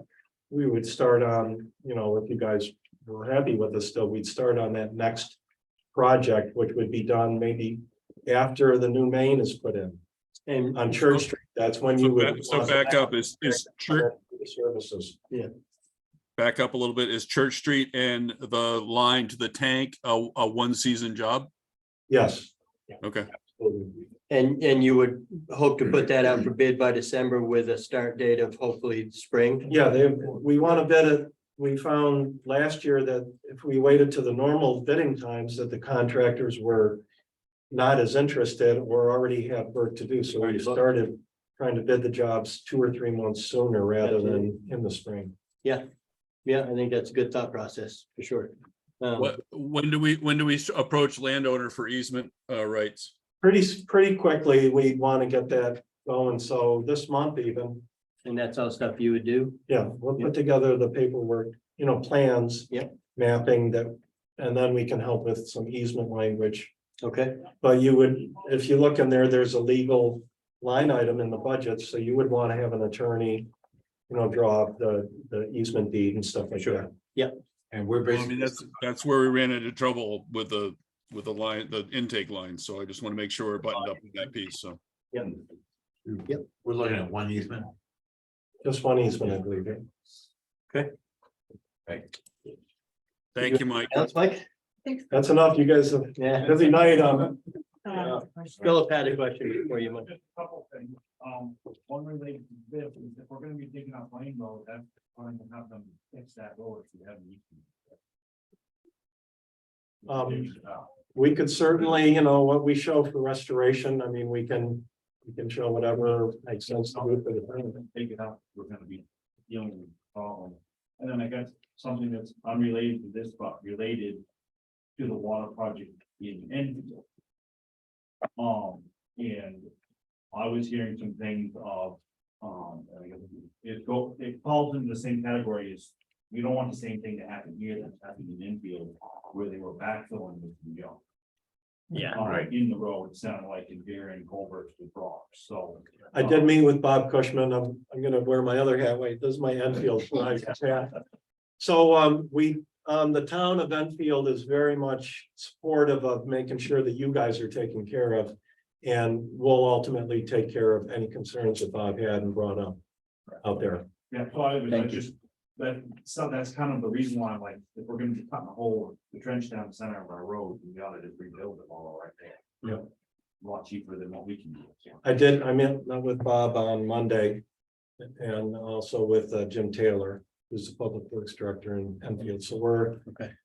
we're at the end of the job where it's always tough to kind of get all the rest of the things taken care of.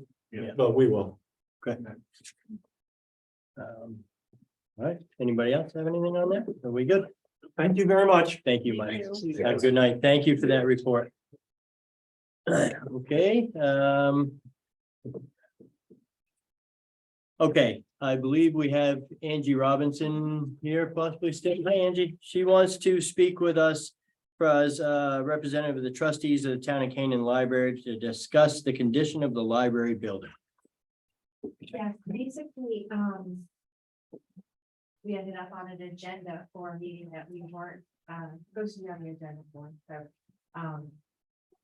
I understand there was some discussion and that there were a couple of things put in place, but we would, as trustees, like to have that conversation, and make sure that we're all on the same page. Sure.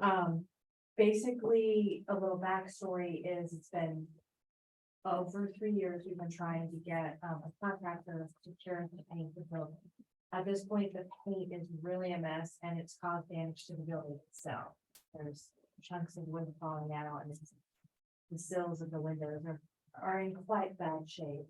And so we, as trustees, I've met with the board before, the previous admin, and tried to assist with trying to get bids because there were none coming in. And so we reached out to people, community members reached out to people, and it turns out that one bid was received, but it was from somebody who didn't really know the parameters of this project.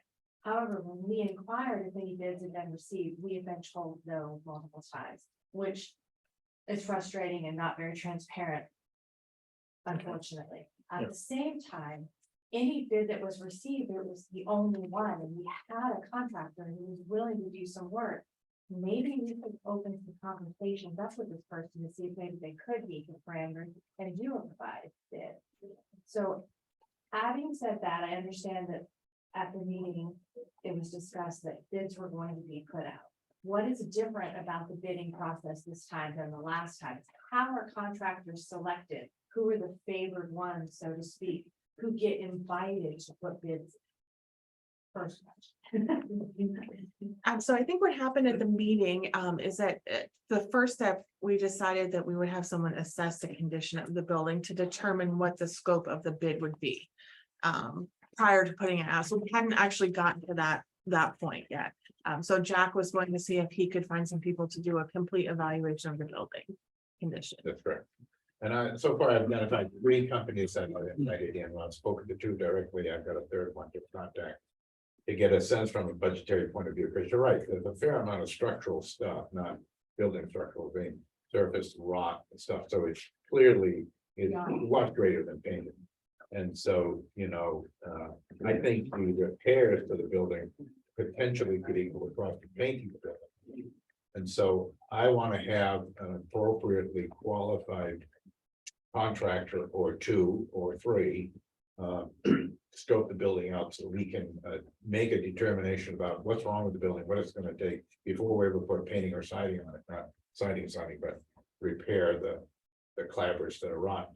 Those 2 posts out front, the columns are rotted. You can stick your finger right in the bottom. Oh, yeah, they repaired it a couple of years ago. So there's a lot of work that needs to be done, but we need to look at that. So I did actually manage to find literally last week with Sharon Duffy's help. The prior painting bid file. I haven't actually opened it yet, but I found it at least. And so I want to see what the scope of the work was in there and kind of get a sense of what the response was. And then amend it enough to include an appropriate examination of the condition of the building to do the carpentry sort of work. And then finish off with the painting, to actually make the building appropriately repaired. On the bid that we did receive, the gentleman who submitted, it did mention that there was things that needed to be done, and that he would be willing to do that as well, but it would be an additional cost. I don't know if you're including that contractor. I don't know who that was, but Yeah. when I look at the file, Have you ever seen it? I hope to be able to identify that. Yeah, well, I saw it because Angie gave it to me as Right. the rep to the Yeah, so- trustees, yeah. Angie, I don't think the select board actually, I know I personally have never seen a bid. I was under the impression that no bid ever came in, Angie, to be honest as well, so. It was sent to the town and the town admin. Gotcha, Admin. gotcha. Um, So, And I got a copy simply because I had mentioned to the same people, we're still looking for contract, and they're like, Yeah. wait a minute, I know someone put one in, gotcha.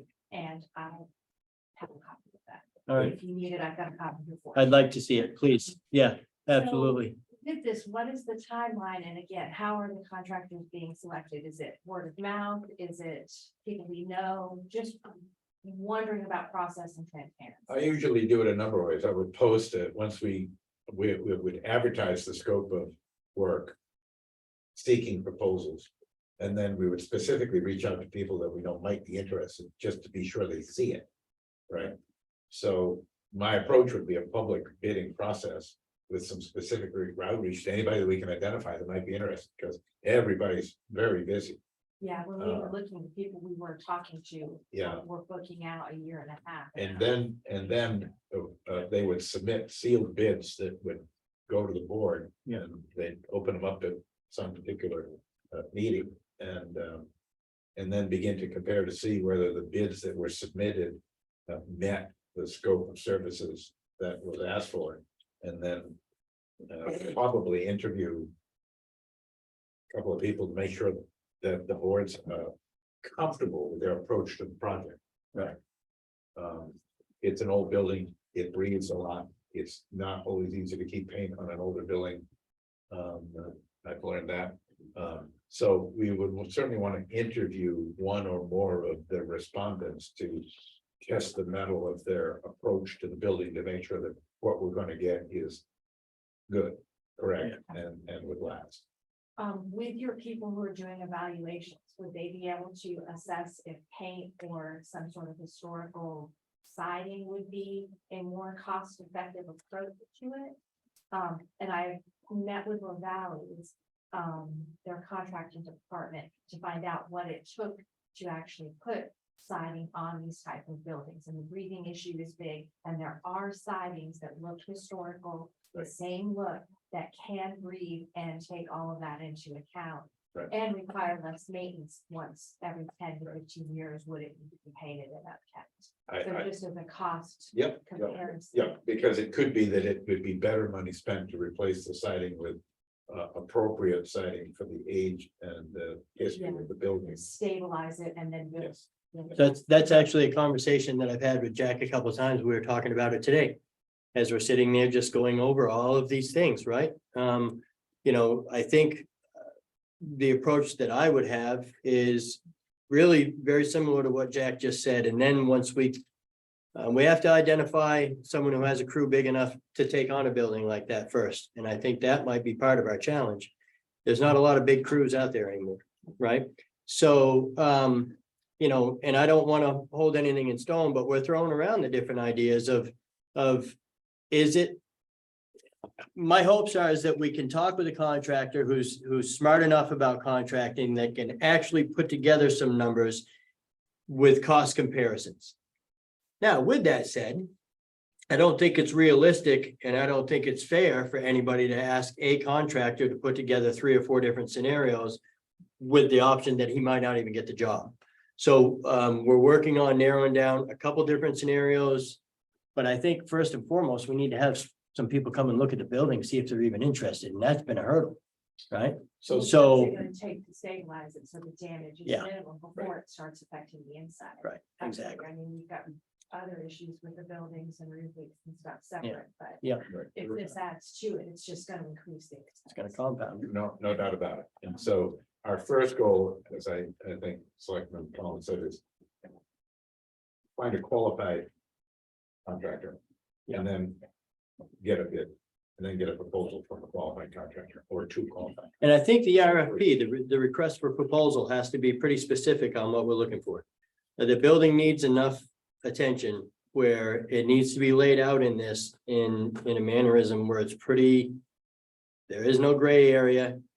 No, that's not what it said. You were supposed to do this, so everybody's on the same page coming in, right? So, and I mean, I think part of what I am wanting to do when we get to that point is sit down with Jack, the board members, and really go over what that RFP is gonna entail.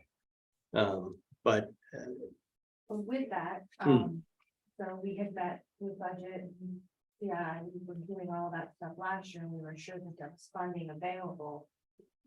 And then the last, end of the season sort of select meeting, I believe it was one of Mike's last ones, we inquired again, is the funding gonna roll over, is it still going to be available? Is there funding and is it greater than the initial pre-COVID amount? Because as we know, expenses have gone up for supplies and labor, which is crazy. Crazy, no. So it's gonna cost more than what was originally put aside for it, and is the budget ready for that?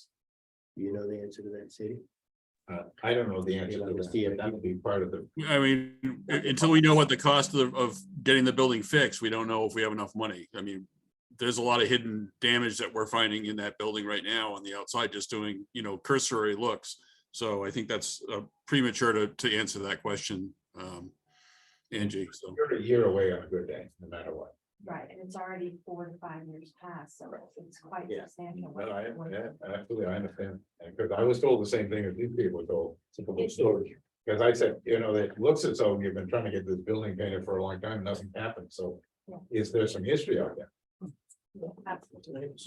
With that, are there grants available that the town can apply for, or would it be something that the trustee board should get involved with and try to do? Is there a way that we can partner with this while? We would love for you to find money for it. We would love that. And Stephen said we would love for you to find money for it. I mean, If realistically, honestly, if there's any way that you folks can do some fundraising or come up with some money to throw into the till, it's definitely, I will tell you, it's gonna take it all. Yeah, we're absolutely willing to look into some grants. And Yeah. see what we can do to help, Yeah. as a trustee, speaking to the board. Yeah. We're willing to help and do what we can. Change hats, as the Yeah. gentleman did, as a town taxpayer, I feel like it is the town's responsibility. And with that, I will help with what I can. Sure. But again, we've been doing all of this, trying to get this going, so we've got stake in it, so to speak. Some skin in the game. Yeah, Um, I'm with you. And we want to help, but Sure. we do feel like a lot of the labor is gonna have to be. Yeah. I think what my interest would be to try to work between the board and the trustees to keep you kind of in the loop as to what we're drafting, what we're thinking, the process we're going, get some feedback before we kind of go forward. I will give you my email and. Sure. and Sure. See what happens as well. Because obviously there's different histories floating around, and at this point, I don't even know what the truth is. So Me either, I don't think that is as well. hopefully we'll find that out. However, with that, we do have, some funds that we can contribute. Good. But also, on a side note, we reached out to the board last year about exploring options for the upstairs, Mm. making some meeting space up there. I do have, a structural engineering firm, so I'm gonna have to pay this people to give us an estimate of can the space be used? Can it hold people? If it can hold 20 people, it's not gonna be worth the expense. So I do have some expenses from our budget, because our budget is public. So we do Okay. have some money in our account, but some of that is already accounted. Okay. I have to say, I did look at the second floor the other week. You probably heard me walking around up there. 'Cause It's beautiful. It's a beautiful space, and for some reason or other, somebody actually raised the roof on that building, put new beams across there. The last renovation project, they updated the wiring, the lighting. Yeah, I mean, A couple things. in that Windows case, yeah. and stuff. yeah, so I think it's got tremendous. And Potential, yeah. structural handle it, so that's where we started. Yeah. Okay, so just so you know, when you're looking at our fund. Okay. It's just not all there. Okay. Angie, honestly, we appreciate you guys' effort. It's been on my radar too. I mean, anybody who's listening to me, yeah, right? I complain about the fact that when I put paint on the building last time, I only went up to the lights out back, right? Why? So I'm with you. It's how do we get there? And it is something it's just one of those cans that keeps getting kicked down the road. So I appreciate you guys' stick-to-itiveness and we're gonna see what we can do. So, and I think, I think we just breached a big part of it right here is let's be in better communication. Because if nothing else, if you guys are getting an updated email here and there, you know that we aren't just forgetting about it when the meeting's over. At least one of our board Yeah. members can come anytime. We've got Absolutely. enough of us that we can spread it out. so Okay. Someone can be available. All right, Question, or come to a meeting at. all right, we're working on it, and thank you, and we'll get better communication going. Yeah, thank you, guys.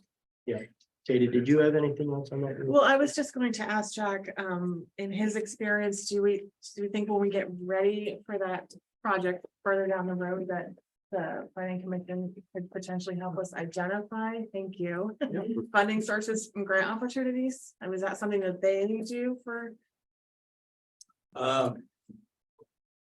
Not to my knowledge, Okay, but what I was gonna do was speak to a grant. My grant manager at the county.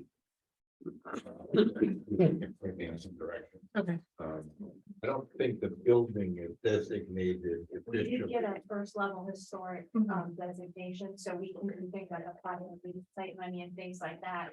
Which would allow us to get some money without any restrictions being put on what we can do with the building. So we would still have complete control of the building. That's at the first level. Yes.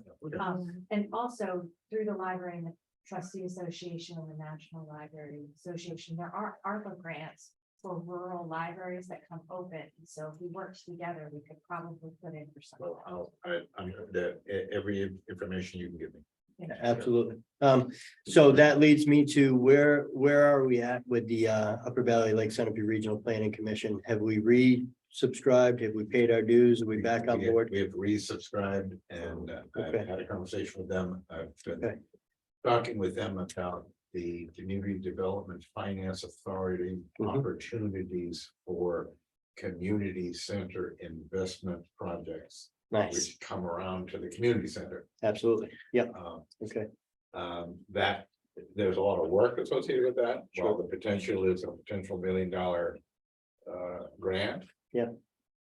There's a lot of work that has to happen at the base of the community in terms of data and narratives and putting in grant language that reflects what the community wants, and we get these grants scored.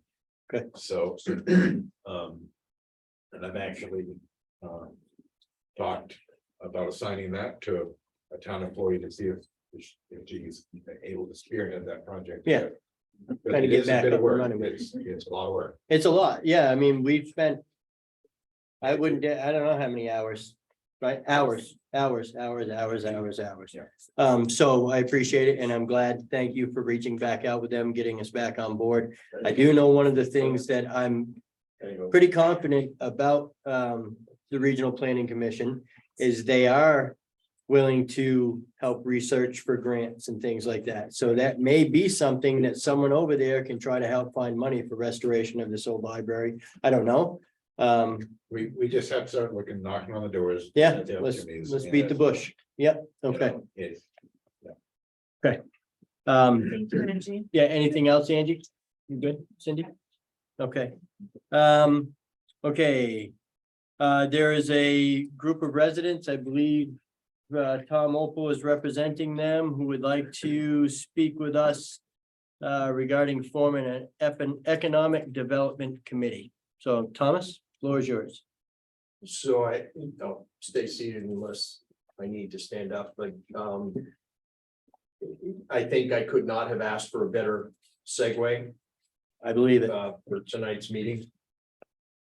The demands are many. Hmm. The demands for money are many. Hmm. The needs for money are many. Y'all's wagon, to use the analogy, is full and you're getting hit from a lot of different sides for immediate needs. Hmm. Bridges, roads, transfer station, and the list goes on. And we have talked over various periods of time. There have been initial, there have been some efforts toward trying to focus on economic development. I think we all are aware that, at a certain point, fundamentally, we can't sustain relying on some, for the majority of the revenue for this town coming from homeowners. Right. There are an awful lot of folks in town who are already getting close to their breaking point, people talking about leaving town because they can't afford to stay. That's shameful. So there have been previous efforts, but I think the problem has been, given everything that's on the board's agenda, there is no one group that is focused on doing what they can to promote, recruit, and really focus on retail, commercial, light industrial, doing whatever we can to attract that to our town. And, as it is, the village is becoming largely residential. And, there's one business in town that is leaving. And that's unfortunate. We need more foot traffic in town. The restaurateurs that I've talked to have said the farmer's market, produces about a 30% increase in business. Christmas in Canaan is an opportunity. There are all sorts of opportunities here, but there's not a sustained focus simply on that. I know I've submitted some ideas off the top of my head. Others have put together ideas. We had a meeting, a group of just concerned citizens, many of which are here tonight. Sadie was present, where we kicked around some ideas. One of the things that I would say, this is all related. I serve on the planning board. We're looking at, Dan, we're looking at revising the master plan. And as part of that, potentially looking at trying to come up with ways to incorporate promoting the town. As part of that, I think, the CDFA potential grant for community center could be, a catalyst towards economic development, depending on how it goes. It's my belief that there are opportunities for planning grants that probably would be an important first step. And I think, this economic development committee and economic development committee could help participate in that, in taking a more comprehensive view toward what do we need to do to promote Canaan to help improve the balance, frankly, in our sources of revenue that support town functions. Obviously, residential property taxes are where they are, and we all feel a certain way about them. Bringing in more business obviously can contribute in a lot of different ways, both in terms of, residential or property tax revenue, but also, other activity. Yeah. And so, and in particular, creating an economic environment in the village that frankly brings people from outside the community into Canaan. And I think, again, we have a lot of assets that we're not promoting in a more comprehensive way, in a more sustained way. So that's essentially our recommendation, is that the board look to create that committee. As I say, we had this meeting the other day. I think the folks who sat in on that would all be willing to serve on that. The committee could be of any size. But I do think part of the expectation should not be that, it's like a light switch, create the committee and suddenly we're all going to be fat and happy and flowing and dough. It's going to be a long-term. It's a process. It's going to be a long-term process. But I do think that it is an important first step. We simply You guys don't have the time, And we've got to do something. and we've clearly. Something has to happen. Right, we clearly gotta do something. So, I appreciate you guys Hey, Thomas, willing. Yes. Yeah, Stephen. Go ahead, I was Stephen. just gonna say, you know, my take is that if we've got a group of citizens that are interested in putting something together like this, I think it's a great, you know, great thing. You know, this town, a town this size is, we're sort of in a tough situation. We're not big enough to benefit from a lot of things, and we're too big in ways that we, you know, we have expenses that we have to cover. So the more volunteerism that we can have people doing and getting involved with the town and the operation of the town, I think is an extremely positive thing. And I, you know, I applaud you for sort of leading the cause. And I know, you know, Dan's been pushing for it for a while, and Sadie as well. And I'm all for it. So. Yeah, I say we figure out, have you talked about any sort of a structure, any sort of a game plan? Have you even got that far yet, Thomas? I mean, well, I think when we had our meeting, what was it, a week ago? yeah. We had our meeting a week ago. Essentially, we, you know, the folks in the room, I mean, it was Mike Reese, who's also on the planning board. Yeah. And on the budget committee, right? Mike? Yes, yes, yeah. Sal, Which is on the CIP, right? And the budget. Tom Kaplinski, Yeah. who, like me, had his own memo, on ideas. Yeah, I yeah. mean, I think the structure of the committee is such that, you know, first of all, you know, the committee is not, you know, we're not looking for the authority to go do things without the Sure. approval of the board or the town and where necessary. What we think we can do is focus on, you know, what are the opportunities, you know, that we can pay attention to things like, you know, even having conversations with realtors about, all right, so who's looking to do things and where. How can we go? bring them here? How can we Right. bring them here? Who do you have on your list, right? And is there anything that we have here to offer and? All right, Yeah, I'm following exactly. you. Yep, But obviously, you know, we would not be empowered to make any commitments. sure. You know, that normally the select board or the, you know, the town meeting would make. You're just volunteering to do But all. we're the footwork. volunteering to Yeah. volunteering to, in some ways, to be the eyes and ears, you know, for the board and to hopefully develop ideas and to develop, you know, opportunities, you know, for the town. You know, one of the ideas that has been kicked around is using our trail network.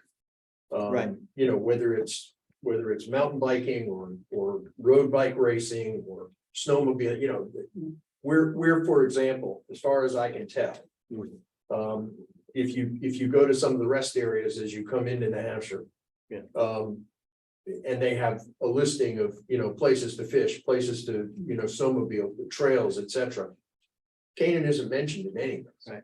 And which is sad because we have one of the largest snowmobile and trail systems in the Northeast. We have a great network. Yeah. And there are an awful lot of things that are going on that could be plugged into that effort.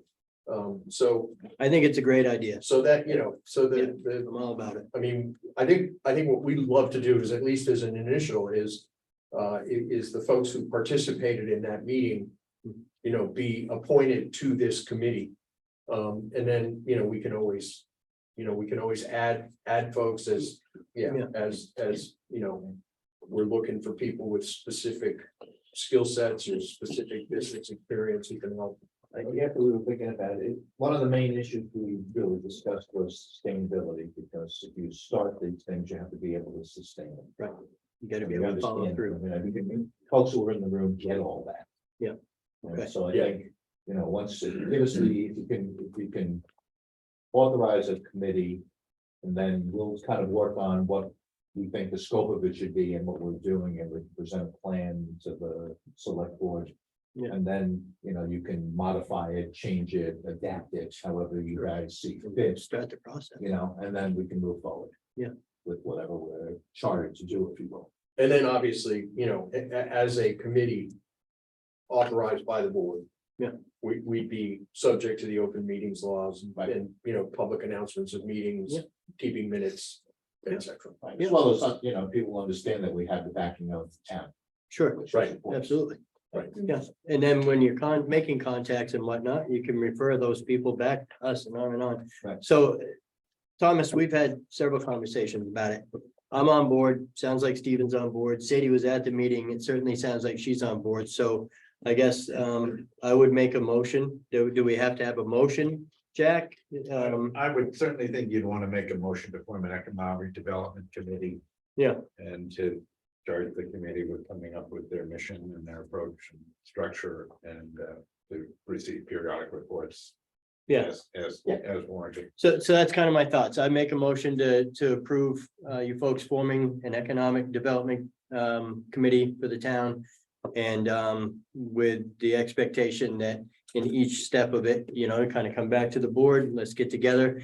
And it's on my, and I know this is a long motion, but just so you know, that is not as much for us to be, like, I don't want to say, put that in there, so you guys think that I have interest in stamping an approval or not. It is more so a line of communication with us that I think is important. Come back, let us know where you're at, let us know the progress of what's going on. So I would make a motion that we say yes to developing an economic development committee. And I think just like, one of you guys, if you have the bandwidth, you know, like you do with your other committees. Yeah. You know, should sit on that committee as well. You know, and having Sadie, who was, if you have the bandwidth, say, you know, you're interested, you've already jumped in with us, so. I think I understand and I'm with you. I think maybe the board, We'll have to step off the library though, so. yeah, No. maybe the board. I'm with you, but I think maybe the three of us need to figure out who's got time for what Totally and understood. Yeah. whether any of us have time Yeah. for anything. So there's a second on the motion. Yeah, If not, we can I'll second manage the on our own. motion. yeah, all in favor? Fumble along. Nice. All right. Aye. It already seems like it's gonna be a hit. There's already somebody who'd like to be involved, so. Nice. So it's a go, and thank you guys and anyone else who was in the room and who takes part of it. And I look forward to hearing what you guys. come up with. We can kind of talk offline and. Yeah, absolutely, Jack. I'm happy to, your Tuesdays and Thursdays, I'll find you. The one thing I would say, Dan, Yeah. and I, you know, I think I can speak for the other folks who were at that meeting. You certainly know me. Sure. I think that open communication is not only important, it's essential. Yes. For us Yeah. to be able to go out and do some of the things that I think we would like to do. To be able to sort of have that constant communication as well. Absolutely. I look forward to it. I And we appreciate want to know all the great things that are happening so we can celebrate success. it. Exactly. Well. Yeah. To be able to relay that to our community, quite frankly. Plus, to the extent that you come up with events and things to have in the community, you're gonna need volunteers. So presenting them in this forum gives you that bit of a forum to get a thumbs up or a thumbs down of where the good ideas are, kind of build that momentum. One of the ideas, so you know, for volunteers is high school, we're gonna look at the school system. So I'm couldn't be more on board with that. I've been trying to get us to go up and get the kids involved with stuff. Did it ever work? Form of education. Yes. Oh, okay. Did it ever work out? I don't recall whether it did. Did you guys end up having any high school students or school students come and help put the signs out for the 100th year? I can't remember if they, no, nothing. No, it's pretty much Corinne. Yeah, that's They me, put that Corinne and to- you. Yeah, thank you, Corinne. You know, there were, I think, you know, other folks, when they fell over, you know, were great about picking them up, and All right, I think Monica Well, picked up a couple. never mind that question then. We'll move on. But- Yeah, thank you. But it Yeah. is something we're definitely gonna. Yeah, and I know there are young people up there that would like to be part of the community. Quite frankly, we live in a world where I believe most of them don't know what it's like to be part of the community. So when you get this opportunity, it could change a kid's life. Well, they'll respect their town a little Yeah. better too. Yeah, Ground rules for the sustainability, because if they Yeah. get into these things, Look. then they get onto the committee eventually. And honestly, how many times have you guys heard me say, before we start figuring out how to recruit people to live here, we gotta figure out how to keep them here. Right. And that's a perfect way to do it, involvement. So, thank you. Is there anything else? Did you have anything, Stephen? All right. Okay, presentation of updated transfer station fees. You know, one thing I might suggest, just Hmm. because Matt's back there in the corner, he's been waiting all Ah. evening. Ah, Come back. And I don't wanna have to buy them a hotel room or anything. If you wouldn't mind maybe. Giving a brief presentation from the I'm with you. auditor. I don't believe we're gonna need a non-public. I had kind of slid him down at the bottom, just in the event that as a matter of form.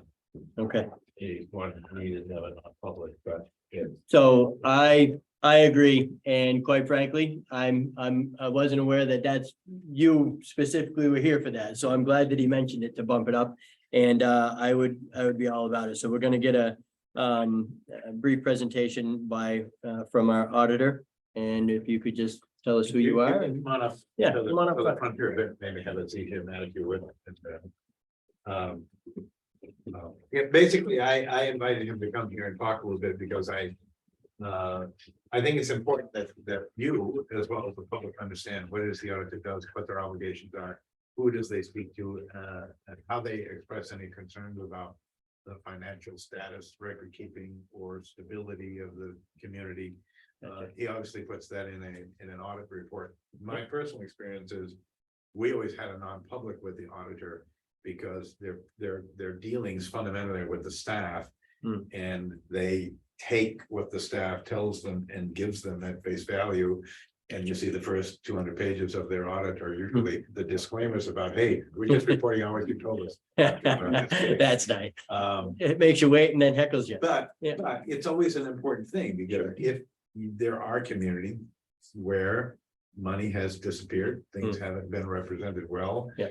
There are issues, and so I think from a training point of view, not necessarily this year, because this year's audit already actually is somewhat done, but Yeah. going forward. I would always encourage you to have a non-public with the auditor, just to ask the sort of personal questions like, how did it go? Are there any issues? How is the staff? What are the records? What are your recommendations? Absolutely. Is there anything we ought to be concerned about? Just so you know, and that just helps close the audit loop. Okay. Because obviously he's gonna come in and look at the debits and credits and receipts and do some tests on process and procedure. But you wanna know if there's anything else you should know. So just set the stage for you. So Yeah. say whatever you want. Yeah. good. So I'm Matthew Murray. I'm the audit manager for Vashon Cloquet. I've been on the engagement. I don't even know how many years where I've actually been responsible. I want to say it's at least 6 years where I've been the individual who at our firm who's been responsible for it. Now, as Jack said, if there were anything that we found that we deemed was worthy of communication to you, we do it in the form of basically the governance letter, which went out with the audit, kind of highlights the overviews of the audit and gives you information about any new standards that became applicable during the year. One of the things for the town that whether or not you eventually want to do it, it's always kind of been deemed as not worth the cost, is right now the town gets an adverse opinion on its governmental activities. And the reason for that is GASB's got a standard statement number 75, talks about other post-employment benefits. And essentially what ended up happening is the town doesn't hire an actuary to project out the future liability for those benefits. There's for school districts, they typically always have that.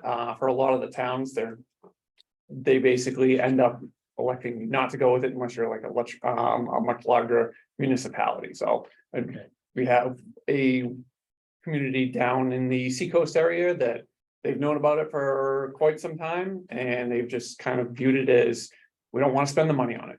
Can you just describe what post-employment benefits means and kind of what the impact is? Potentially, we don't Yep. know. So the way that other post-employment benefits works is within the state of New Hampshire, you can't have age-adjusted premiums. And this relates solely to the single employer OPEB. There's the cost-sharing OPEB, which is the state of New Hampshire retirement system that gets incorporated into your records.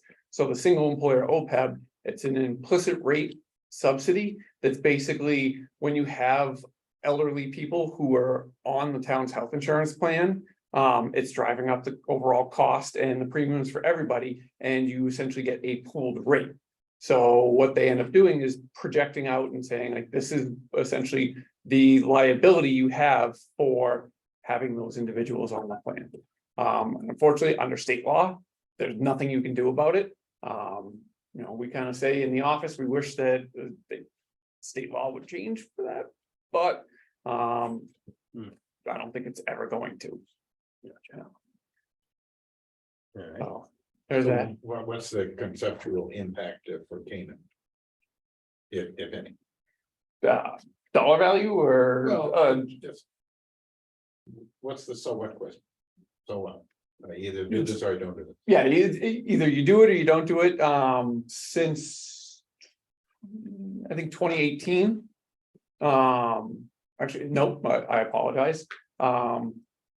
75 revised 45. 45 has been applicable since 2011. So since 2011, the town's received an adverse opinion on its governmental activities financial statements. It So said what? What does that mean? that basically Said what? means that it's In non-auditor terms. Yeah. we're saying that your financial statements aren't fairly stated.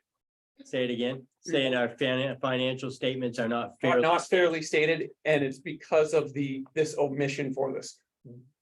We can't project out what a liability would be. That's something that an actuary does. It would impair our independence if we did that.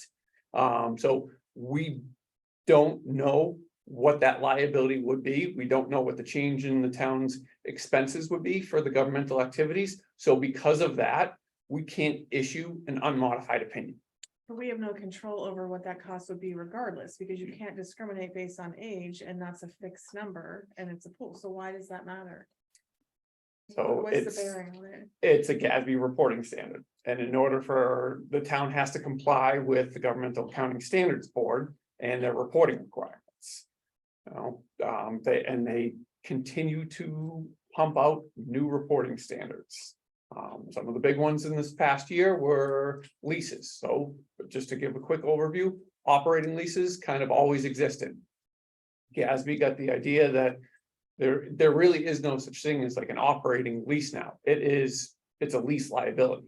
So you have to present value all of your future payments, record a right of use asset, and then depreciate that asset versus what the prior disclosure was, is if you had significant material leases, there would just be here are your future payment requirements disclosed in the notes to the financial statements. So beyond the adverse finding and it being noted in there, what's the impact to the town? I think, I mean, Jack asked, but I guess there isn't, and what's the cost of an actuary? And is that done annually? So 75 changed it. It used to be, you used to have to do it once every 3 years. Now you're essentially doing it a full valuation in 1 year, and then you're doing a roll forward update in the subsequent year. So it's a continual cost on an annual basis. Potential would be maybe your bond rating. It would have an impact on your bond rating. Potentially. Well, theoretically, this is moving into your town with you having a liability that's just Not posted. not posted. It's never something that you're going to actually be able to, like, if it existed and it said there's a $200,000 liability. You don't just take $200,000 and pay it and make it go away. It's gonna continually change on an annual basis. And then it gets into the assumptions and inputs that the actuary uses. Basically, you're changing your pool of individuals coming in. So it's always going to be there. Unfortunately, do I agree with it? I don't like the standard itself. But it's unfortunate that like I have to report in accordance with GAAP and say, were they materially misstated or not? And without knowing that amount, we can't say whether or not they are. Again, I don't think that this is any sort of critical issue, but this is part of the dialogue that, at least in my 40 years. Auditors have had with the board. to help them understand what is the audit process? What does this report gonna look like? What do these future liabilities mean? And what's the consequence of either seeing them or not seeing them? And it isn't necessarily that there's gonna be a crisis, right, or an impact. But it changes the character and the numbers of, I said, the liability side of things, the longer side, which actually have to be booked. You have to see them, right? And then kind of back them in a budget for present liabilities. So, So is this considered to be an unfunded liability then? So it's a liability that exists, that's actuarial calculated. It's not a liability of the town. The way that this essentially is funded is your annual contributions to your, whether it be health trust, LGC, can't remember if they still actually exist. Is basically like your premiums that you get on an annual basis for all the employees, everybody's pooled together. So, if you have an elderly workforce, maybe your premiums are higher than what they would be if, everybody had their own individual age premium. Gotcha. All right. I think that kind of makes sense. once you go through a few audits and have this Yeah. discussion. Yeah. But because, when you have to sit down and read the audit report. Yeah. It's a lot of language that you don't typically see very often. Right. And the conversation is what helps you appreciate what it is that the audit does and how it's presented so that you can gradually understand it. Sure. We're not gonna do that tonight. Sure. It's not gonna happen tonight. Right. But my Start understanding the is process. the board has never met with an audit. So I have a question for you. How long have you specifically been involved with being an auditor for the town of Canaan? The Canaan specifically? Me specifically, on and off, probably 10, 11 years. Have you ever met with the Board of Selectmen or the Select Board in the town of Canaan? In a public setting, no. We have met with individuals who have come into the office while we've been present for the audit, for the audit itself. But not in a public setting like this or in a non-public session. Or like a scheduled meeting, right? Nope, we have never been asked to. All you've done is issued a written report, basically. We've come in, we've audited the town activity, the balances, reported to the town administrator. Yep, is basically anytime that we. 2-3 years ago where we ran into some issues, discussed it with the town administrator at that point and actually wrote an internal control letter and basically addressed the issue as to this was something that was difficult during the course of the audit. It actually took a decent amount of time for us to figure out what the balances and activities should be and saying like, we recommend that you start this process to get your activity and balances and records to where they need to be. Oh, if there is anything that ever comes up, even if it's just we noted this, it's not a significant deficiency material weakness, we would just do some level of, we call it a management letter communication. Sure. So it's nothing that would impact you or the town and its records, but maybe it's a best practice is, we see this, like, I think in this past year. One of the things that we actually discussed was, okay, the state issued the SB 401 additional highway block grant funding and the SB 401 state bridge aid. Both sets of those came into the town. We went through, we looked to see if it was held, if a public hearing was held to accept that money to basically under the provisions of 3195B, which basically allows you to be able to accept and expend those funds. And that process was not done at the time of receipt. So in order for you to be able to expend those funds, you have to hold a public hearing for that. And we inquired of the town administrator who's not here now. And it was a no, and said, okay, you need to hold a public hearing if you want to be able to expend those funds. Because really under state law, you can't spend those like they don't lapse and go into your surplus. They're part of your overall fund balance, but they have restrictions on what they can be spent. So we issued just a management communication, this needs to be done, and I believe as soon as I had actually inquired and found out about it, the prior town administrator said, okay, we'll hold a public hearing, post the required notifications so that we can accept and expend these funds. Sure. So is it typical for you to, with your other clients, when you produce your report, you usually sit down with someone at that client and go through all this, and you just send the written report? So we're basically in constant communication with either finance director, town administrator, town manager, whoever it is at that client throughout the entire audit process. Right. So we try to do a no surprises. Sure. And then at the end, if they would desire to have us come out and present, we would gladly come out and present Great. to them. Have that done every year. I was just gonna say, plan on that for the next. one. Okay, Right. that's fine, that's I'm pretty easy. sure we'll be A seeing. lot of, They only go, I've never seen it any other way. Check it off, your list, Jack. Yeah. Because at the end of the day, as the Insane. elected officials of the town, you have a fiduciary obligations to everything and everybody. Yep. It isn't me. It isn't your finance. You are elected to have the fiduciary obligation, which is not knowable. We'll be seeing each other in due time. I and I actually appreciate started to you. see a couple more in like the last year. Day to day is, Places. with these guys and Right. Carrie Ann and those. Sure. folks, But at the end of the day, That when it's button over, up they session. gotta sit with you guys. Yeah, agreed. Yeah. I know we've already had discussions as to, okay, the town has historically done things this way. Is there a reason why? Can we change this? And I know some of my responses have been, we can't tell you, you have to do it this way. Some of the questions that came up, it was like the multiple cash accounts that the town has.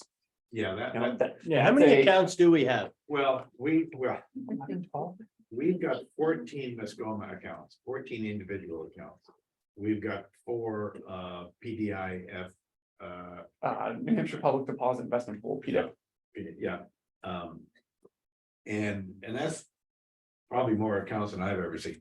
And I don't know, I have 14 individual accounts because it kind of violates a precept of fund balance, fund accounting.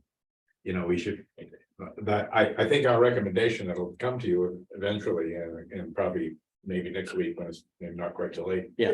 Is consolidate some of these Mascoma bank accounts from 14 down to some number that Carrie Ann and Matthew work out as being realistic, and then actually engage in some fund accounting where you're doing your froms and twos internally in the normal way, I'll say.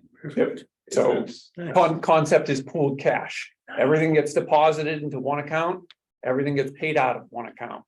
And The town has historically paid money out of the general fund operating account, done the inter fund balance, Jack said the do twos, do froms. And then on a monthly basis, the money has been swept out of the other funds bank account back into the general fund. We had one town that the treasurer was dead set against it for the longest time. They migrated operating systems, discovered that it was much easier to do pooled cash because they went from QuickBooks to an actual municipal software. And lo and behold, the treasurer said, let's do pooled cash. And it, because we could actually put $1 million in one place and actually maybe earn some money. Hey, Oh. Wouldn't that be? so you know what? I don't. You know what? It's happening. That's all I have to say. It's happening. Good things are happening. So So again, part of my reason for inviting Matt to come in and tolerate the last 2.5 hours. you got to sit through a pretty good is- select board meeting, right? yes, Is really educational. I'm trying to set a standard that Yeah. maybe you'll carry on after I'm gone. Yeah. And just be a little more sensitive with what I'll call state of the art or best practice. Yeah. Up to date practices, right? Yeah. Or, yeah. And As a Carrie whole. Ann will be talking to you more for potentially next meeting. About maybe consolidating some of these 14 accounts down to something a little more manageable. Okay, Getting into fund accounting a little more. Normally, and just evolving in a way that will make you look like other municipalities. that works for me. Before speaking of, I'm not sure that we have done a welcome Carrie Ann to the team sort of thing. So I'd like to consider doing that, see if we. Fire can- department. No, I mean, yeah, but I mean online as well for the community and everybody. So yeah, hi Carrie Ann. Come and say hi. There's all 7 of us left in the room now, yeah. But I mean, on the website and as a whole, let's welcome our new employee into part of the team. So if we can do that, we can mention it to Ashley or something. Hi, Carrie Ann. Hello, on the spot.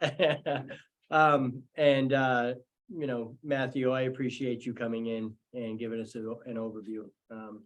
It's something I have no idea what you said. But it's something I've wanted to have no idea of for about 2.5 years. So thank you, and thank you, Jack. I appreciate you putting it together. And again, it's not that anybody's in trouble. It's No, just a no. better way to do Yep, what Sure. you're obligated to do. absolutely. What were you gonna say, man? I was gonna say, anytime when we come up for the audit, Yeah, if you can pop in, obviously, if we see something that's wrong, sure.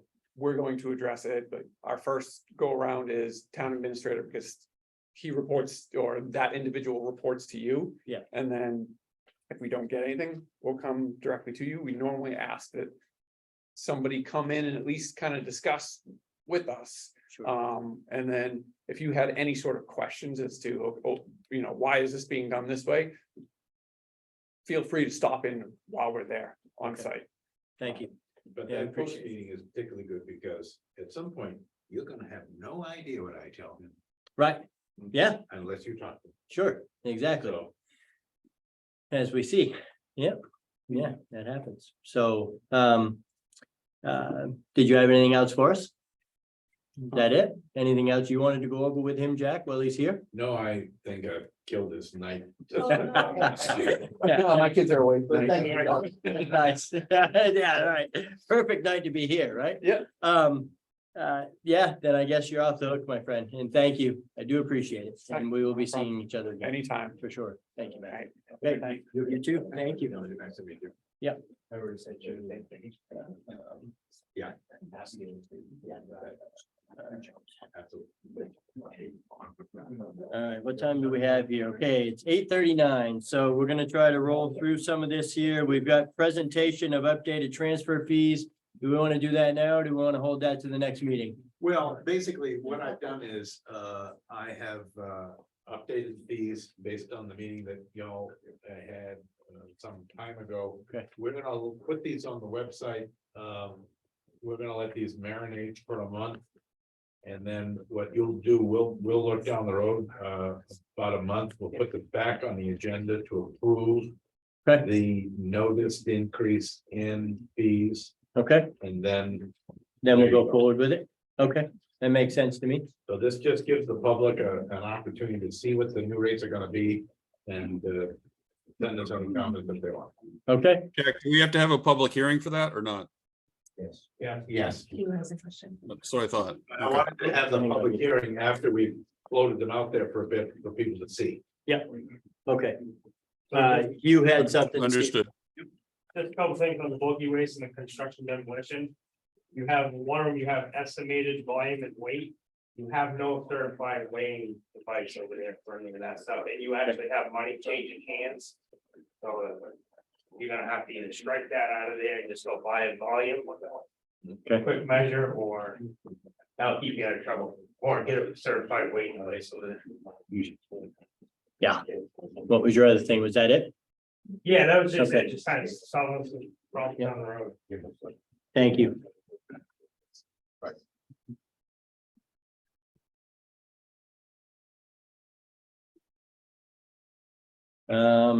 Okay, so next on the agenda is approval of the July fifth minutes. I have reviewed them and didn't catch anything off. Stephen, if you had a chance to look at them, Yes, I'm good. Well, do we have to have a motion first, right? I'll move to approve and then I have corrections. Yeah. So I would second. Okay. Yep. So I'm not listed as attending at the top. On the select board. And then also. Okay. On number 7, I would like to replace the word trailer park. I don't. Think that that's appropriate if we can put, Yeah, What do we call it? manufactured home park. well, it's Mascoma Valley Cooperative is the name of the park. Okay. We can call it that, because it's pretty ambiguous to just say that. It doesn't really say where it is, so it's Mascoma Valley Cooperative. Sure, Okay. I agree. Absolutely. What was that, not, which one? On 7, so it'd be the road into Mascoma. What is it? Mascoma Valley Cooperative. Valley Cooperative, Jack. Okay. We will, any other changes? He's missing one. Yep. You all set? I have one thing that I wanted to clarify, and I asked Jack a question about the meeting next, the software for the town operations in the this year, and then for the ongoing next year, the 7350, part of that was for the maintenance license, but there was also a module that was being purchased for the second year. Yeah, I actually think that, well, I know that that's going to be on the next meeting agenda because I asked Mary Ann to go out and get some more pricing. And so we've got a spreadsheet that puts out the short and long term costs for the various providers. So we drill down a little more detail on that. That's fine. I just wanted to, because I thought you Yes. mentioned it was something. And then Carrie can speak to you. That's nice, Sadie. Yeah, sign this one right here. Adelaide. Cause I really remember you said that. Yeah.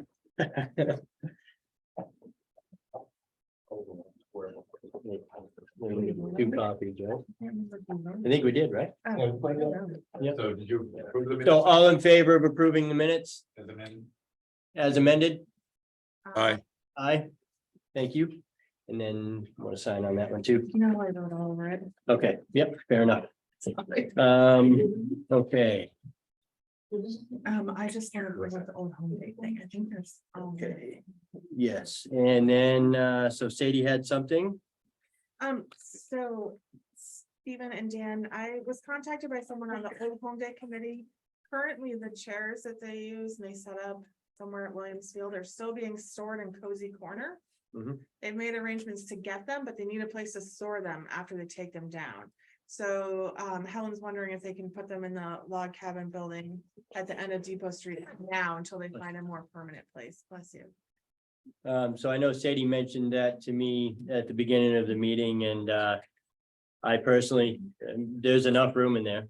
So I'm okay with it if you guys are. Stephen, I don't know your thoughts, but Yeah, I'm fine. I mean, Okay. they'll have to find space in there, but there's some room at the back of it. So maybe we could actually come in right through the loading dock on the side.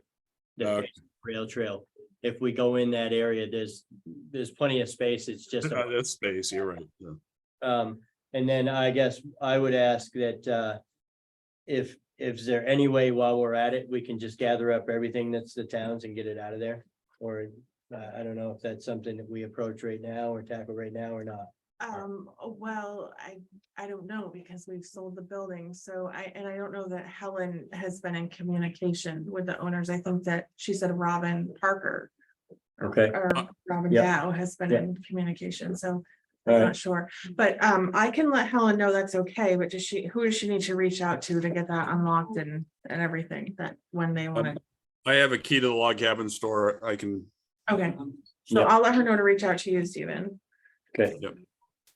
and I can ask her what else is in there. Yeah, honestly, I don't think there's a whole ton. I don't think there's much. I know I talked to the owner of Cozy Corner, and because Helen had mentioned there was swings and new playground equipment possibly in there. And she went through and looked, and there was none of that in there that she found. So she said there was stuff in there, but it was really junky stuff. So, and was my understanding.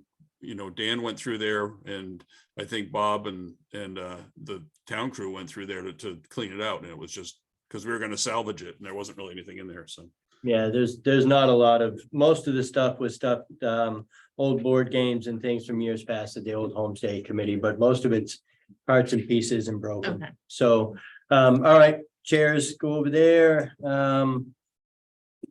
Anybody else have anything for non-public? So I would make a motion that we go into yeah. I just have a question on. The public seems to want to keep Chris Mill Bridge. Open for 3 ton. Yeah, Now, what's gonna be the appropriate way to get a hold of all these contractors like LaValle's and your fuel companies? To tell them. They can't be going across the bridge because. You know, people gonna be watching things. Right. Take a picture of the truck and they could get a fine out. or something. There's something that's gonna have to go out there that's strict So I think. to keep them off. I think that would go back to, that's kind of why I was talking about putting some bigger, brighter signs on Route 4. So it's obvious before you turn on that road. Yeah, because I was kind of thinking the same thing. How do you get a hold of all these people that just go over there every day, right? And you turn we on, can set up some game cams and have them take pictures of them too. Oh, yeah. yeah, you know, Well, we'll just work with DOT. I mean, Yeah. we're gonna put it on Route 4, they get to decide those things Right. anyway. yeah. So, but I agree, there's got to be something. And I think it's They're gonna do whatever they want to do at the end of the day. Yeah. No different than with a postal sign out, they call for permission, you tell them what roads they can take, and they go take the one you don't want them on. So. And obviously, we've had instances where we blocked the road, they just moved the barrier. Yeah. Go over it anyway. Right. Or they take So- the barrier. No, off. but if. But it'll be that Down 3 tons, a deck. collapses You know, on some, collapses and your residents are gonna be right, a little more upset than what they are right now. They're gonna be. You're not gonna please Really them. big bright signs. They're gonna Yeah. go for quite a while, I guess. but Yeah. I think we ended up keeping it, so we need a non-public session for this evening. So do I make a motion to adjourn this meeting, then go non-public or non-public? No, you can just make a motion to go in and non-public. When you come out of the non-public. Then we adjourn they it go all. with their- Yeah. So I would make a motion to go into non-public. I'll second that. In favor? You Aye. may have your own non-public later. Hey, can I call into your phone, Dan? Yes. Yeah. Well. Thank you, guys. Give me a few minutes and I'll call you. Yeah, no, we appreciate it too. Thank you. Yeah. We can keep Steve. So Steven, stay on there. Are you still on? Yep.